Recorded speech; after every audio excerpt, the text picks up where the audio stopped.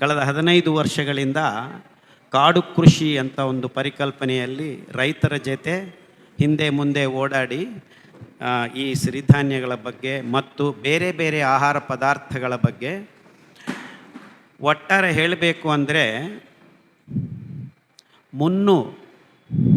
ನಮ್ಮ ಇಡೀ ಮಾನವ ಜಗತ್ತು ಮುಂದೆ ಬರುವ ದಿನಗಳಲ್ಲಿ ಸುಖವಾಗಿ ಆರೋಗ್ಯವಾಗಿ ಜೀವನ ಮಾಡಬೇಕು ಅಂದರೆ ಅದಕ್ಕೆ ಬೇಕಾಗಿರೋ ಒಂದು ಸುಸ್ಥಿರ ಬದುಕಿಗೆ ಬೇಕಾಗಿರೋ ಸುಸ್ಥಿರ ಕೃಷಿಯ ಬಗ್ಗೆ ತುಂಬ ಕಾಳಜಿಯಿಂದ ಪ್ರಯೋಗಗಳನ್ನು ಮಾಡಿ ಕಾಡು ಕೃಷಿ ಪರಿಕಲ್ಪನೆಯಲ್ಲಿ ಇಲ್ಲಿಯ ತನಕ ತುಂಬ ದೇಶಗಳಲ್ಲಿ ಆರ್ಗ್ಯಾನಿಕ್ ಮೂಮೆಂಟು, ನ್ಯಾಚುರಲ್ ಫಾರ್ಮಿಂಗು, ಫೂಕೋವೋಕಾ ಈ ರೀತಿ ಪರಿಕಲ್ಪನೆಯಲ್ಲಿ ಕೆಲವರು ಈ ಮಾಡ್ರನ್ ಅಗ್ರಿಕಲ್ಚರಲ್ ಪ್ರಾಕ್ಟೀಸಸ್ಸಿಂದ ಆಗಿರ್ತಕ್ಕಂಥ ಅನಾಹುತಗಳನ್ನು ದೂರ ಮಾಡಿಕೊಳ್ಳೋದಕ್ಕೆ ಕೆಲವು ಸಣ್ಣ ಪುಟ್ಟ ಅನ್ನೋ ಪದ ಬೇಕು ಅಂತ ಬಳಸ್ತಾ ಇದ್ದೀನಿ, ಪ್ರಯತ್ನಗಳನ್ನು ಮಾಡಿದ್ದಾರೆ. ಆದರೆ ಮುಂದಿನ ಇಡೀ ಮಾನವ ಕುಲಕ್ಕೆ ಬೇಕಾಗಿರೋ ಪದಾರ್ಥಗಳು ಕಬ್ಬು ಅಲ್ಲ, ಅಕ್ಕಿ ಅಲ್ಲ, ಗೋಧಿ ಅಲ್ಲ, ಮಾಂಸ ಅಲ್ಲ, ಮೊಟ್ಟೆ ಅಲ್ಲ. ಈ ಪದಾರ್ಥಗಳ ಉತ್ಪನ್ನಕ್ಕಾಗಿ ಇಡೀ ಮಾನವ ಕುಲ ಈ ಭೂಗೋಳದ ಪ್ರಕೃತಿಯ ವನರುಗಳನ್ನು ಸರಾಸಗಟಾಗಿ ಬೃಹದಾಕಾರದ ರಾಕ್ಷಸ ನುಂಗಿದಷ್ಟೇ ನಮ್ಮ ಪ್ರಕೃತಿಯನ್ನು ನುಂಗುತ್ತಾ ಇದ್ದೀವಿ. ಬೆನಿಫಿಟ್ಸ್ ಫಾರ್ ಮ್ಯಾನ್ಕೈಂಡ್ ಅಲ್ಲ. I want to go one step further more and say to the planet itself, including all the living things on this great planet. It is not just for human race. If ನಮ್ಮ ಬೇಜವಾಬ್ದಾರಿತನದಿಂದ ಕಳೆದ 40ರಿಂದ 50 ವರ್ಷಗಳಲ್ಲಿ ನಾವು ಈ ಭೂಗೋಳವನ್ನು ಈ ಸ್ಥಿತಿಗೆ ತಂದು ನಿಲ್ಲಿಸಿದ್ವಿ. ಬೆಂಗಳೂರಿನಲ್ಲಿ 40 degree ಸೆಂಟಿಗ್ರೇಡನ್ನು ಕಾಣೋ ಒಂದು ದುಸ್ಥಿತಿಗೆ ತಗೊಂಡು ಬಂದಿರೋ ದೊಡ್ಡ ಸಾಧನೆ ಈ ಮಾನವ ಕುಲದ್ದು. ಸೈಬೀರಿಯಾದಲ್ಲಿ ನೀರು ಹರಿತಾ ಇದೆ, ಅಲ್ಲಿ ಮಂಜುಗಡ್ಡೆಗಳು ಕರಗದು ಕಂಡಿಲ್ಲ ಇಲ್ಲಿ ತನಕ. ಲಾಸ್ಟ್ ಇಯರು ನೀರು ಕರಗ್ತಾ ಇದೆ, ಸೋರ್ತಾ ಇದೆ. ಇಡೀ ಭೂಮಂಡಲ ಸಮುದ್ರ ನೀರಿನಿಂದ ಮುಚ್ಚಿಕೊಳ್ಳೋದಕ್ಕೆ ನಾವು ನಾಂದಿ ಹಾಡಿದ್ದೀವಿ. Already 18 islands have disappeared between 2013 and 2015. ಭೂತಾಪಮಾನ ಹೆಚ್ಚಾಗಿ ಮಂಜುಗಡ್ಡೆಗಳು ಕರಗಿ, ಯಾರಾದರೂ ಗಂಗಾ ಭಕ್ತರು ಇದ್ದರೆ ಇನ್ನು ನೆಕ್ಸ್ಟು 3-4 ಇಯರ್ಸಲ್ಲಿ ಹೋಗಿ ನಿಮ್ಮ ಮಾನಸ ಕೈಲಾಸ ಇವೆಲ್ಲ ನೋಡ್ಕೊಂಡು ಬನ್ನಿ. ಆಮೇಲೆ ಇರೋದಿಲ್ಲ, ಏನೂ ಇರೋದಿಲ್ಲ, ಎಲ್ಲ ಕರಗು ಹೋಗಿರುತ್ತೆ. Because we are heating up the whole planet. Whole thing is going to melt soon and sooner than later. ಈ ಭಯಾನಕ ಸ್ಥಿತಿಗೆ ಕಾರಣ ನಾವು ಕಳೆದ 50 ವರ್ಷಗಳಲ್ಲಿ ಆಹಾರ ಅನ್ನುವ ಪದಾರ್ಥಗಳಿಗೆ ಮಾಡಿರೋ ಅತಿ ಭಯಾನಕವಾದ ದುಡ್ಡು ಬಗ್ಗೆ ನಾನು ಮಾತಾಡ್ತಾ ಇಲ್ಲ. Natural things that we have spent, the forest cover, the water, the energy we have spent to produce this so called food. ನಾವೆಲ್ಲರೂ ತಿಂತಾ ಇರೋ ಈ 3 ಪದಾರ್ಥಗಳು ಅಕ್ಕಿ, ಗೋಧಿ, ಮಾಂಸ. ಒಂದೊಂದು ಪದಾರ್ಥ 1 kg ಬೆಳೆಯೋದಕ್ಕೆ ಕನಿಷ್ಠ ಪ್ರಮಾಣದಲ್ಲಿ ನೀರಿನ ಅಳತೆಯಲ್ಲಿ ಹೇಳಬೇಕಾಗಿದೆ ಅಂದರೆ 1 kg ಅಕ್ಕಿ ನಿಮ್ಮ ತಟ್ಟೆಗೆ ಬರಬೇಕು ಅಂದರೆ ಕನಿಷ್ಠ 8,000 ಲೀಟರ್ ನೀರು ಬೇಕು. 1 kg ಗೋಧಿ ಪದಾರ್ಥ ಅದು ಯಾವುದೇ ಇರಲಿ, ಕುಲ್ಚಾ ಆಗಿರ್ಬೋದು, ಪರಾಟ ಆಗಿರ್ಬೋದು, ರೊಟ್ಟಿ ಆಗಿರ್ಬೋದು, what ever that is, 10,000 litre ನೀರು ಬೇಕು. 1 kg ಸಕ್ಕರೆ ನಮ್ಮ KRS ನೀರು ಮಂಡ್ಯ ಅವರು ಬಳಸಿ ಕಬ್ಬು ಬೆಳೀತಾ ಇರೋದು. ಅದರಿಂದ ಸಕ್ಕರೆ ನಗರಕ್ಕೆ ಮಂಡ್ಯಕ್ಕೆ ಬನ್ನಿ ಅಂತ ಬರೆದುಕೊಂಡಿರೋದು. ಒಂದು ಸಕ್ಕರೆ KG ಬೆಳೆಸೋದಕ್ಕೆ 28,000 ಲೀಟರ್ ನೀರು ಬೇಕು. 1 kg ಮಾಂಸ ಬೆಳೆಯೋದಕ್ಕೆ 50,000 ಲೀಟರ್ ನೀರು ಬೇಕು. 1 kg ಮಾಂಸ ಬೆಳೆಯೋದಕ್ಕೆ 50,000 ಲೀಟರ್ ನೀರು ಬೇಕು. ಏನೀರಿದು? ಸಮುದ್ರದ ನೀರಲ್ಲ. ಇಡೀ ಪ್ರಪಂಚದಲ್ಲಿ ಭೂಗೋಳದ ಮೇಲೆ ಇರೋ 2.3% to 2.7% ಅಂತ ಅಂದಾಜಾಗಿರೋದು. ಆ ಒಳ್ಳೆಯ ನೀರು ಇಷ್ಟು ಪ್ರಮಾಣದಲ್ಲಿ ಒದಗಿಸ್ಕೋಬೇಕು. ಅಂದರೆ 1 kg ಅಕ್ಕಿ ನಾವು ತಿನ್ನೋದಕ್ಕೆ 4 ಜನ ನುಂಗ್ಬಿಡ್ತೀವಿ.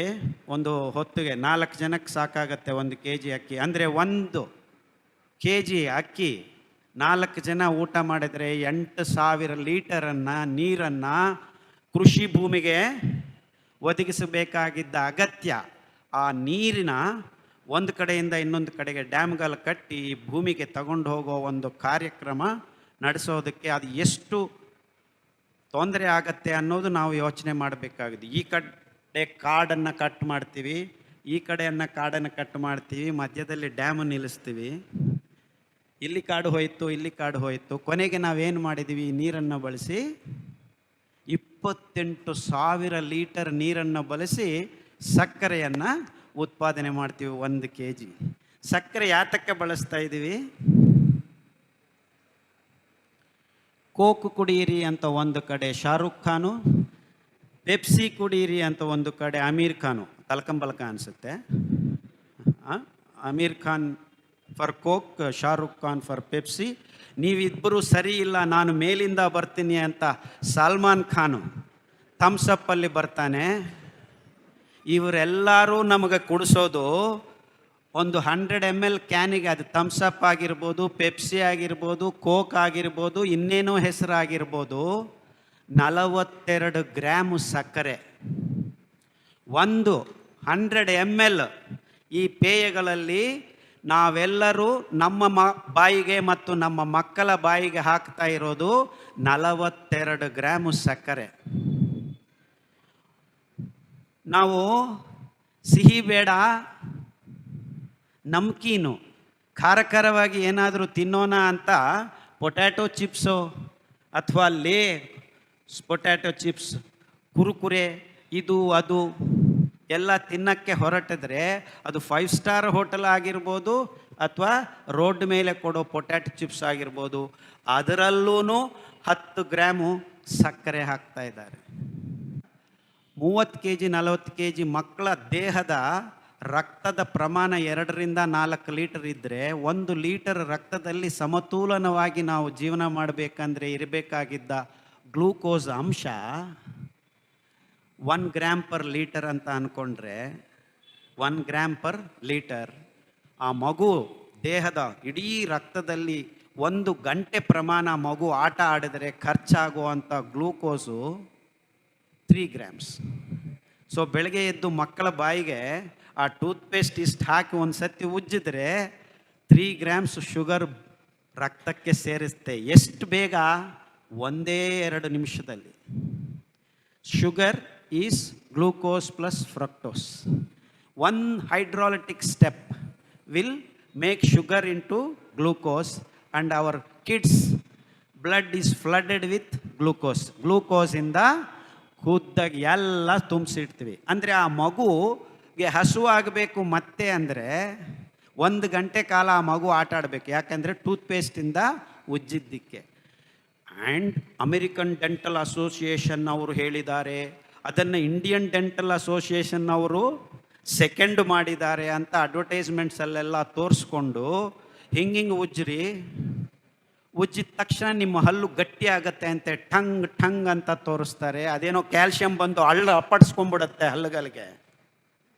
ಇದು ವೈಜ್ಞಾನಿಕತೆ. ನಮಗೆ ಸಕ್ಕರೆ ಒಂದು ಬಾಯಿಗೆ ಹಾಕೋದು ಮತ್ತು ಕ್ಯಾಲ್ಶಿಯಂ ಬಂದು ತಳ್ಕೊಂಬಿಡುತ್ತೆ ಅನ್ನೋದು, ಈ ರೀತಿ ಅವೈಜ್ಞಾನಿಕ ವಿಷಯಗಳನ್ನು ಅದು ಎಷ್ಟೋ ವೈಜ್ಞಾನಿಕತೆ ಅನ್ನುವ ಒಂದು ನೆಪದಲ್ಲಿ ಅಥವಾ ಮುಸುಗಿನಲ್ಲಿ ಡಾಕ್ಟ್ರುಗಳು ಒಂದು ವೈಟ್ ಕೋಟ್ ಹಾಕ್ಕೊಂಡು ಹಿಂಗೆ ಬಂದು ಹೇಳ್ತಾ ಇರೋದು ನೋಡ್ತಾ ಇದ್ದರೆ ನಾನು ನಗಬೇಕೋ ಅಳಬೇಕೋ ಏನೂ ಗೊತ್ತಿಲ್ಲದೆ ಹುಚ್ಚುಚ್ಚಾಗಿ ಕೂದಲು ಕಿತ್ಕೋಬೇಕು ಅಂತಲೂ ಗೊತ್ತಾಗೋದಿಲ್ಲ.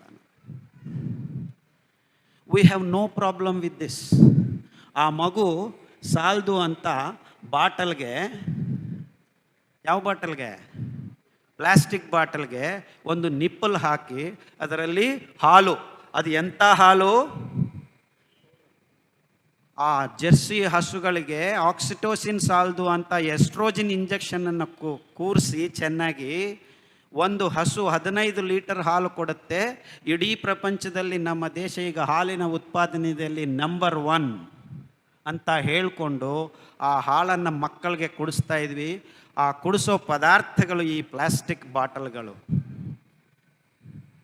ನಾವು we have plastic water, we have plastic milk, we have plastic ಎಣ್ಣೆ. ಆ ಎಣ್ಣೆ ಅಲ್ಲ, 2 ಎಣ್ಣೆನೂ ಪ್ಲಾಸ್ಟಿಕ್ಕಲ್ಲೇ ಬರ್ತಾ ಇದೆ ಈಗ. 2 ಎಣ್ಣೆಗಳು, ಹೆಂಡ ಮತ್ತು ನಾರ್ಮಲ್ ಎಣ್ಣೆಗಳೆಲ್ಲನೂ ಈಗ ಪ್ಲಾಸ್ಟಿಕ್ ಕವರ್ಸಲ್ಲಿ ಬರ್ತಾ ಇದೆ. ಏನು, ಪ್ಲಾಸ್ಟಿಕ್ ಈಸ್ ಸರ್ವಾಂತರ್ಯಾಮಿ. ಅದು ಎಷ್ಟು ಮಟ್ಟಿಗೆ ಅಂದರೆ ಯಾವ ಅಂಶನೂ ಬೇಕಾಗಿಲ್ಲ, ನಮ್ಮ ಭೂಮಿ ನಾಶ ಆಗೋದಕ್ಕೆ ಈ ಪ್ಲಾಸ್ಟಿಕ್ ಸಾಕು. ನಾವು ಇಷ್ಟು ತನಕ ಬಳಸಿರೋ ಪ್ಲಾಸ್ಟಿಕ್ ಸಾಕು. ಈ ವಾಟರ್ ಬಾಟಲ್ಸು ನಮ್ಮ ಮದ್ರಾಸ್ ನಗರ ಮುಳುಗೋಗೋದಕ್ಕೆ ಕಾರಣ ಅಂತ ಮೊನ್ನೆ ಹೇಳ್ತಾ ಇದ್ದಾರೆ. ಅಪ್ಪಚ್ಚಿ ಆದಮೇಲೆ ಡ್ರೈನೇಜಲ್ಲಿ ಅಂಟ್ಕೊಂಡ್ಬಿಟ್ಟು ನೀರೆಲ್ಲ ಹೊರಗಡೆ ಹೋಗೋಕ್ಕಾಗದೆ ನಮ್ಮ ಚೆನ್ನೈ ನಗರ ಮುಳುಗೋಯ್ತು.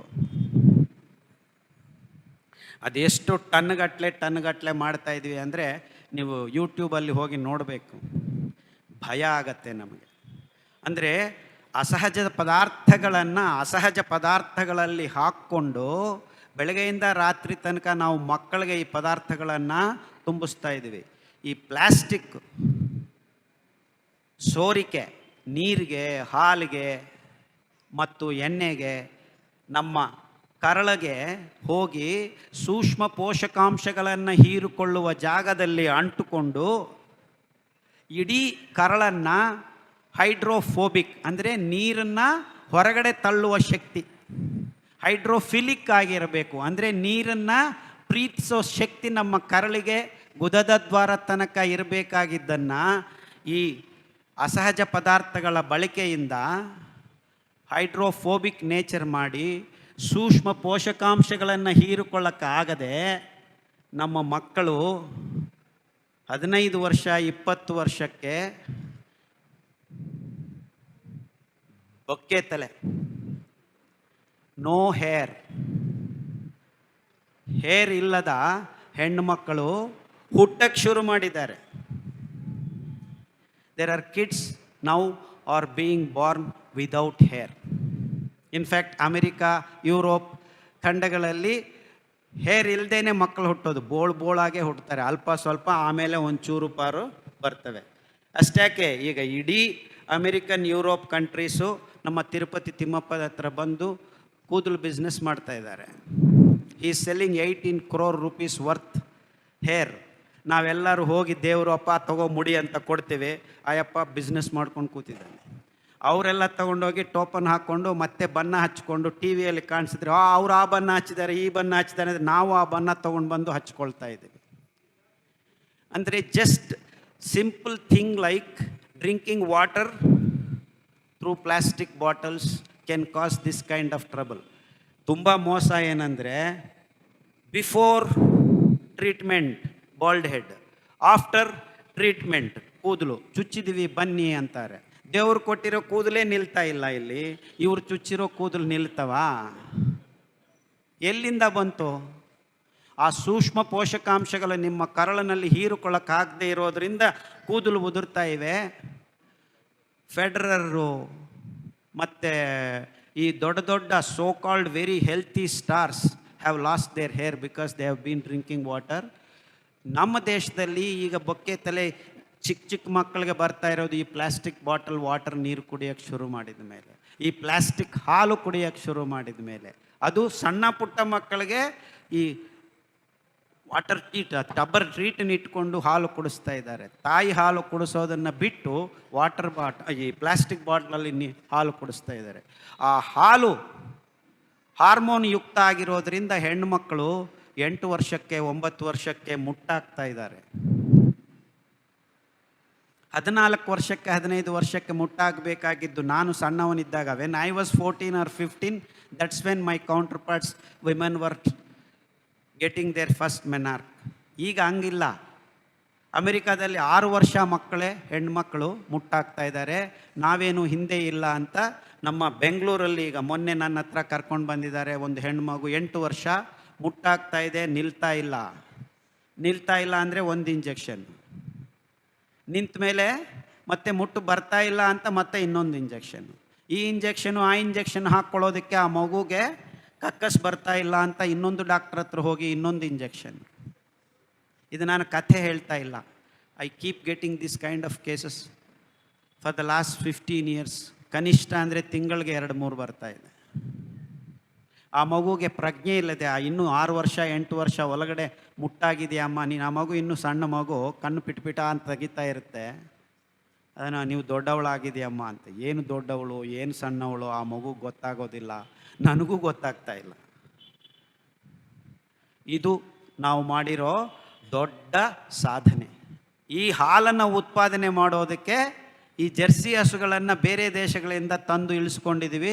ಆ ಹಸು ನಡೆಯೋಕ್ಕಾಗೋದಿಲ್ಲ, ಯಾಕಂದರೆ ಅದರಲ್ಲಿ ಮೂಳೆನೇ ಸರಿಯಾಗಿ ಬೆಳೆಯೋದಿರೋದಿಲ್ಲ. ಆ ಹಸುಗೆ ಏನು ತಿನ್ನಿಸ್ತಾ ಇದ್ದೀವಿ? ಸೋಯಾಬೀನು ಮೆಕ್ಕೆಜೋಳ ಮಿಕ್ಸ್ ಮಾಡಿ ಪಶುಗ್ರಾಸವನ್ನು ರೆಡಿ ಮಾಡ್ತೀವಿ.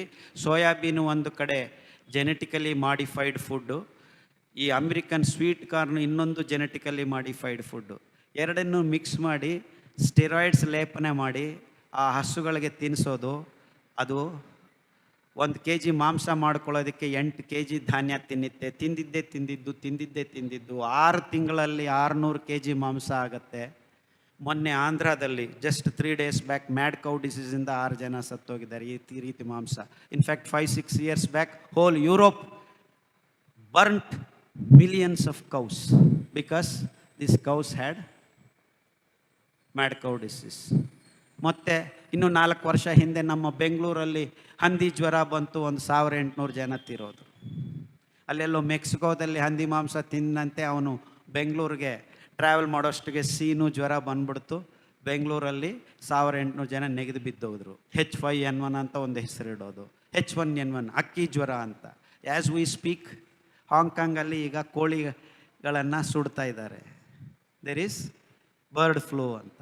ಸೊ ಈ ರೀತಿ ಆಹಾರ ಪದಾರ್ಥಗಳನ್ನು ಅಸಹಜವಾಗಿ ರಾಸಾಯನಿಕ ಪ್ರಚೋದಕ ಪದಾರ್ಥಗಳನ್ನು ಲೇಪನ ಮಾಡಿರೋ ಪಶುಗ್ರಾಸವನ್ನು ತಿನ್ನಿಸಿ 2 ವರ್ಷದಲ್ಲಿ 2 kg ಆಗಬೇಕಾಗಿದ್ದು 2 ತಿಂಗಳಲ್ಲಿ, 3 ವರ್ಷದಲ್ಲಿ 300 kg ಆಗಬೇಕಾಗಿದ್ದ ಹಂದಿಯನ್ನು 3 ತಿಂಗಳಲ್ಲಿ, 6 ವರ್ಷದಲ್ಲಿ 600 kg ಆಗಬೇಕಾಗಿದ್ದ ಹಸು ಮಾಂಸವನ್ನು 6 ತಿಂಗಳಲ್ಲಿ ಬೆಳೆಸಿ 1 kg ಮಾಂಸ ಬೆಳೆಯೋದಕ್ಕೆ 8 kg ಧಾನ್ಯವನ್ನು ತಿನ್ನಿಸಿ ಅಸಹಜವಾಗಿ ಆಹಾರ ಪದಾರ್ಥಗಳನ್ನು ಬೆಳೆಸೋದು ಒಂದು ಕಡೆ ಆದರೆ, ಈ ಮಾಂಸವನ್ನು ಉತ್ಪಾದನೆ ಮಾಡೋದಕ್ಕೆ ಕಾಲದ ಆಯಾಮವನ್ನು ಸಂಕ್ಷಿಪ್ತ ಮಾಡಿ 6 ವರ್ಷದ್ದು 6 ತಿಂಗಳಿಗೆ ಮಾಡಿ ಅದು ಎಷ್ಟು ಅಸಹಜ ಮಾಡಬಹುದು ಅಷ್ಟು ಅಸಹಜ ರೀತಿಯಲ್ಲಿ ಈ ಮಾಂಸವನ್ನು ಉತ್ಪಾದನೆ ಮಾಡಿ ಕೊನೆಗೆ ಮಾಡಿದ್ದು ಈ ವೈರಾಣುಗಳನ್ನು ಉತ್ಪಾದನೆ ಮಾಡ್ತಾಯಿದ್ವಿ. ಅಂದರೆ ಮಾಂಸದ ಉತ್ಪಾದನೆ ಈಸ್ ಈಕ್ವಲ್ ಟು ರೋಗದ ಉತ್ಪಾದನೆ. ನಮಗೆ ಗೊತ್ತಿಲ್ಲ, ಹಕ್ಕಿ ಜ್ವರ ಬಂದರೆ ಔಷಧಿ ಇಲ್ಲ, ಮ್ಯಾಡ್ ಕೌ ಡಿಸೀಸ್ ಬಂದರೆ ಔಷಧಿ ಇಲ್ಲ, ಹಂದಿ ಜ್ವರ ಬಂದರೆ ಔಷಧಿ ಇಲ್ಲ, ಡೆಂಗು ಬಂದರೆ ಔಷಧಿ ಇಲ್ಲ, ಯಾವುದಕ್ಕೂ ಔಷಧಿ ಇಲ್ಲ. ಈಗ ಈ ಸಾಂಕ್ರಾಮಿಕ ರೋಗಗಳು 1 ರಿಂದ 2-3 ವಾರದಲ್ಲಿ ನಮ್ಮ ಇಡೀ ಮಾನವ ಕುಲಕ್ಕೆ ಹರಡಿದರೆ, in fact we all will die from within. Okay, ಈ ಅಕ್ಕಿ ಗೋಧಿ ಮಾಂಸ ತಿಂದು ನಾವೆಲ್ಲರೂ ಹಾಯಾಗಿದ್ದೀವ, ರೋಗಗ್ರಸ್ತರಾಗಿದ್ದೀವ, ಆರೋಗ್ಯಪೂರಕವಾಗಿದ್ದೀವ? ಒಬ್ಬರಾದರೂ ಕೂತ್ಕೊಂಡು ಯೋಚನೆ ಮಾಡೋ ವ್ಯವಧಾನ ನಮಗಿಲ್ಲ. 8 ವರ್ಷ ಮಕ್ಕಳು ಮುಟ್ಟಾಗ್ತಾ ಇದ್ದಾರೆ. 8 ವರ್ಷ ಮಕ್ಕಳಿಗೆ ಡಯಾಬಿಟಿಸ್ ರೋಗ ಬಂದಿದೆ. I keep getting calls. ನಾವು ಡಯಾಬಿಟಿಕ್ ಶಿಬಿರ ಅಂತ ಮಾಡ್ತೀವಿ ತಿಂಗಳು. ಮಿನಿಮಮ್ 3 ಮಕ್ಕಳು 10 ವರ್ಷ ಒಳಗಡೆ ಡಯಾಬಿಟಿಸ್ ರೋಗ ಅಂತ ಬರ್ತಾ ಇದ್ದಾರೆ. ಅಂದರೆ ನಾವು ಬೆಳೆಸ್ತಾ ಇರೋ ಈ ಧಾನ್ಯಗಳಿಂದ, ಈ ಆಹಾರ ಪದ್ಧತಿಗಳಿಂದ ನಮಗೆ ಈ ರೋಗ ಬರ್ತಾ ಇದೆ ಅಂತ ಯಾರೂ ಯೋಚನೆ ಮಾಡ್ತಾ ಇಲ್ಲ. ಡಿಲ್ಲಿಯಿಂದ ಒಬ್ಬ ಮಗು 16 ವರ್ಷ ಫೋನ್ ಮಾಡ್ತಾರೆ, 8 ವರ್ಷದಿಂದ ನಾನು ಇನ್ಸುಲಿನ್ ಚುಚ್ಕೋತಾ ಇದ್ದೀನಿ, ಬೆಳಗ್ಗೆ 10 ಯೂನಿಟ್ಟು, ಸಾಯಂಕಾಲ 10 ಯೂನಿಟ್ಟು, ಒಂದೊಂದು ಸತಿ ವಾರದಲ್ಲಿ 2-3 ಟೈಮ್ ಪ್ರಜ್ಞೆ ತಪ್ಪಿ ಬಿದ್ದೋಗ್ತೀನಿ. ಯಾಕಂದರೆ ಆ ಚುಚ್ಕೊಳ್ಳೋ ಇನ್ಸುಲಿನ್ ಒಂದೊಂದು ಸತಿ ಹೆಚ್ಚಾಗಿ ಗ್ಲೂಕೋಸು ಜೀವಕೋಶ ಒಳಗಡೆಗೆ ಎಲ್ಲ ತಗೊಂಡು ಹೋಗುತ್ತೆ. ಇನ್ಸುಲಿನ್ನು ರಕ್ತದಲ್ಲಿ ಒಂದು ಚೂರು ಗ್ಲೂಕೋಸ್ ಇಲ್ಲದೆ ಇರೋದರಿಂದ ಕಮ್ಮಿಯಾಗಿ ಪ್ರಜ್ಞೆ ತಪ್ಪಿ ಬಿದ್ದರೆ ಡಾಕ್ಟ್ರುಗಳು ಆ ತಂದೆ ತಾಯಂದ್ರಿಗೆ ಏನು ಹೇಳ್ತಾರೆ, ಮಗು ಪ್ಯಾಕೆಟಲ್ಲಿ ಒಂದು ಚಾಕ್ಲೇಟ್ ಇಟ್ಟಿರಿ, ಸುತ್ತಮುತ್ತಲೂ ಇದ್ದ ಮಕ್ಕಳಿಗೆ ಹೇಳ್ಕೊಡ್ರಿ, ಆ ಚಾಕ್ಲೇಟನ್ನ ತೆಗೆದು ಮಗು ಬಾಯಿಗೆ ಹಾಕಬೇಕು. ಬಾಯಿಗೆ ಹಾಕಿದ 2 ನಿಮಿಷಕ್ಕೆ ನಾನು ಹೇಳ್ದಂಗೆ ಆ ಟೂತ್ಪೇಸ್ಟಲ್ಲಿದ್ದ ಸಕ್ಕರೆ 2 ನಿಮಿಷಕ್ಕೆ ರಕ್ತಕ್ಕೆ ಸೇರಿದಂಗೆ ಚಾಕ್ಲೇಟಲ್ಲಿದ್ದ ಸಕ್ಕರೆ ರಕ್ತಕ್ಕೆ ಗ್ಲೂಕೋಸ್ ಆಗಿ ಪರಿವರ್ತನೆ ಆಗುತ್ತೆ, ಮತ್ತೆ ಮಗು ಪ್ರಜ್ಞೆಗೆ ಬರುತ್ತೆ. ಈ ಥರ ಆಗ್ತಾ ಇದೆ ಸರ್. ಅದಕ್ಕೆ ಮೊನ್ನೆ ಅಲ್ಲಿ ಒಂದು ಸ್ಪೆಷಲ್ ಡಯಾಬಿಟಿಕ್ ಸೆಂಟರ್ ಇದೆ, ಅವರು ಫೋನ್ ಮಾಡಿ ಹೇಳಿದ್ದಾರೆ ನಮಗೆ, ಬನ್ನಿ ನಿಮ್ಮ ಮಗುನ ಕರ್ಕೊಂಬನ್ನಿ, ನಮ್ಮ ಹತ್ರ ಒಂದು ಚಿಪ್ ರೆಡಿ ಮಾಡಿದ್ದೀವಿ, ಸಾಫ್ಟ್ವೇರು ತುಂಬ very highly advanced technological finding, it is going to solve all our problems. ತಂದು ನಿಮ್ಮ ತೊಡೆಯಲ್ಲಿ ಹಾಕ್ತೀವಿ ಆ ಚಿಪ್ಪನ್ನು. This chip has the capacity to calculate the glucose present in your blood at that moment and exactly required amount of insulin only it will inject into your bloodstream, then you have no such problems. ವಿಪರ್ಯಾಸ ನೋಡ್ರಿ. ಈ ಥರ ಸಣ್ಣ ಪುಟ್ಟ ಮಕ್ಕಳಿಗೆ ಈ ಕಾಯಿಲೆ ಬರ್ತಾ ಇದೆ, ಯಾಕೆ ಬರ್ತಾ ಇದೆ, ಇದನ್ನು ಹೆಂಗೆ ನಿವಾರಣೆ ಮಾಡಬೇಕು ಅಂತ ಯೋಚನೆ ಮಾಡೋ ಒಂದು ಸಂದರ್ಭವನ್ನು ಹುಡುಕೋದನ್ನು ಬಿಟ್ಟು ಇವರೇನು ಮಾಡ್ತಾ ಇದ್ದಾರೆ, ರೋಗ ಬರಲಿ, ನಾವು ಅದನ್ನು ಹೈಲಿ ಅಡ್ವಾನ್ಸ್ಡ್ ಟೆಕ್ನಾಲಜಿಕಲ್ ಅಡ್ವಾನ್ಸಸ್ ನಾವು ಮಾಡಿದ್ದೀವಿ, ನಿಮಗೆ ತೊಂದರೆ ಇಲ್ಲ, ಈ ರೋಗ ಬರದೇ ಇರಂಗೆ ಮಾಡ್ತೀವಿ ಅಂತ ಒಬ್ಬರು ಯೋಚನೆ ಮಾಡ್ತಾ ಇಲ್ಲ. ಈ ಹೆಣ್ಣು ಮಗು ಯಾಕೆ ಇಷ್ಟು ಬೇಗ ಮುಟ್ಟಾಗ್ತಾ ಇದೆ ಅಂತ ನಾವು ಯೋಚನೆ ಮಾಡ್ತಾ ಇಲ್ಲ. No problem, will inject some steroid injection and then manage the problem. ಅಂದರೆ ಈ ರೀತಿ ರೋಗಗಳನ್ನು ನಾವು ಸೃಷ್ಟಿ ಮಾಡಿಕೊಳ್ಳೋದು ಒಂದು ಕಡೆ ಸೈಂಟಿಫಿಕ್ ಅಂತ ಹೇಳಿಕೊಂಡು ಅದನ್ನು ಮ್ಯಾನೇಜ್ ಮಾಡ್ತೀವಿ. ಎಷ್ಟು ದಿವಸ ತಗೋಬೇಕು ಡಾಕ್ಟ್ರೇ, ನನಗೆ ರುಮ್ಯಾಟಿಸಮ್ ಬಂದಿದೆ, ಬೆಳಗ್ಗೆ ಒಂದು ಟ್ಯಾಬ್ಲೆಟು, ರಾತ್ರಿ ಒಂದು ಟ್ಯಾಬ್ಲೆಟು, ಏನಿಲ್ಲ, ಮಾರ್ನಿಂಗ್ 1 ಈವ್ನಿಂಗ್ 1. ಎಷ್ಟು ದಿವಸ ಡಾಕ್ಟ್ರೇ? Life long. ಬಿ ಪಿ ಬಂದಿದೆ ಡಾಕ್ಟ್ರೇ, ಟ್ಯಾಬ್ಲೆಟ್ ತಗೋ. ಡಾಕ್ಟ್ರೇ ಕಂಟ್ರೋಲ್ ಆಗ್ತಾ ಇಲ್ಲ, ಇನ್ನೊಂದು ಟ್ಯಾಬ್ಲೆಟ್ ತಗೋ. ಒಂದು ಬ್ಲಡ್ ಥಿನ್ನರು, ಒಂದು ಬ್ಲಡ್ ವೆಸಲ್ ಡೈಲೇಟರು, ನೋ ಪ್ರಾಬ್ಲಮ್. ಇದು ಅದು ಸರಿ ಹೋಗ್ತಾ ಇಲ್ಲ, ಒಂದಿದು ಕಾಂಬಿನೇಷನಲ್ಲಿ ಇನ್ನೊಂದು ಮಧ್ಯದಲ್ಲಿ ತಗೊಳ್ಳಿ, 3 ಹೊತ್ತು ತಗೊಳ್ಳಿ. ಬ್ಲಡ್ ಬಿ ಪಿ ಪರವಾಗಿಲ್ಲ ಡಾಕ್ಟ್ರ್, ಎಷ್ಟು ದಿವಸ ತಗೋ? ಲೈಫ್ ಲಾಂಗ್ ತಗೋ. ನೀವು ಎಂತಿನಾದರೂ ಬಿಡ್ಬೋದು, ಈ ಟ್ಯಾಬ್ಲೆಟನ್ನು ಮಾತ್ರ ಬಿಡಬಾರ್ದು. ನಾನು ಹೇಳ್ತಾ ಇಲ್ಲ ಈ ಮಾತು. This is the normal conversation that the patients who come to me tell me. Of course, I didn't introduce myself completely again. ನಾನು ಹೋಮಿಯೋಪತಿನೂ ಪ್ರಾಕ್ಟೀಸ್ ಮಾಡ್ತಾ ಇದ್ದೀನಿ ಕಳೆದ 15 ವರ್ಷದಿಂದ. ಕನಿಷ್ಠ ಅಂದರೆ 80 ಜನ ಪೇಷಂಟ್ಸನ್ನು ಪ್ರತಿ ದಿವಸ ನೋಡ್ತಾ ಇದ್ದೀನಿ. ಆ ಲೆಕ್ಕದಲ್ಲಿ ಲೆಕ್ಕಾಚಾರ ಹಾಕಿದ್ರೆ ನಾನು ಆಲ್ಮೋಸ್ಟ್ 1 ಲಕ್ಷ ಪೇಷಂಟ್ಸನ್ನು ನೋಡಿದ್ದೀನಿ. ನೋಡ್ರಿ ವಿಪರ್ಯಾಸ. ಹೈಲಿ ಟೆಕ್ನಾಲಜಿಕಲಿ ಅಡ್ವಾನ್ಸ್ಡ್ ಮಿಷಿನ್ಸ್ ನಮ್ಮ ಹತ್ರ ಇವೆ, but we do not know how to stop this so-called lifestyle diseases. ಯಡಿಯೂರಪ್ಪನಿಗೂ ಅದೇ ರೋಗ, ಇಲ್ಲಿ ಆಟೋ ಡ್ರೈವರ್ಗೂ ಅದೇ ರೋಗ, ಅಲ್ಲಿ ಟ್ರೈಬಲ್ ವಿಲೇಜಲ್ಲಿ ಯಂಗ್ ಪೀಪಲ್ಗೂ ಅದೇ ರೋಗ. ಹೆಂಗೆ ಲೈಫ್ ಸ್ಟೈಲ್ ಡಿಸೀಸ್ ಅಂತಾರೆ? ಅವ್ರದ್ದು ಲೈಫ್ ಸ್ಟೈಲ್, ಇವ್ರದ್ದು ಲೈಫ್ ಸ್ಟೈಲ್, ಎಲ್ಲರದ್ದು ಲೈಫ್ ಸ್ಟೈಲ್ ಒಂದೇ. ಎಸ್, ಎಲ್ಲರದ್ದು ಲೈಫ್ ಸ್ಟೈಲ್ ಒಂದೇ ಆಗಿದೆ. ಯಾಕಂದರೆ ಯಾರೂ ನಡೀತಾ ಇಲ್ಲ. No one walks nowadays. ಆ ವಾಕ್ ಮಾಡೋದ್ರಿಂದ ನಮ್ಮ ದೇಹದಲ್ಲಿ ಇರೋ 7.5 ಗ್ರಾಮ್ಸ್ ಬ್ಲಡ್ ಶುಗರ್ ಅಂದರೆ ಗ್ಲೂಕೋಸ್,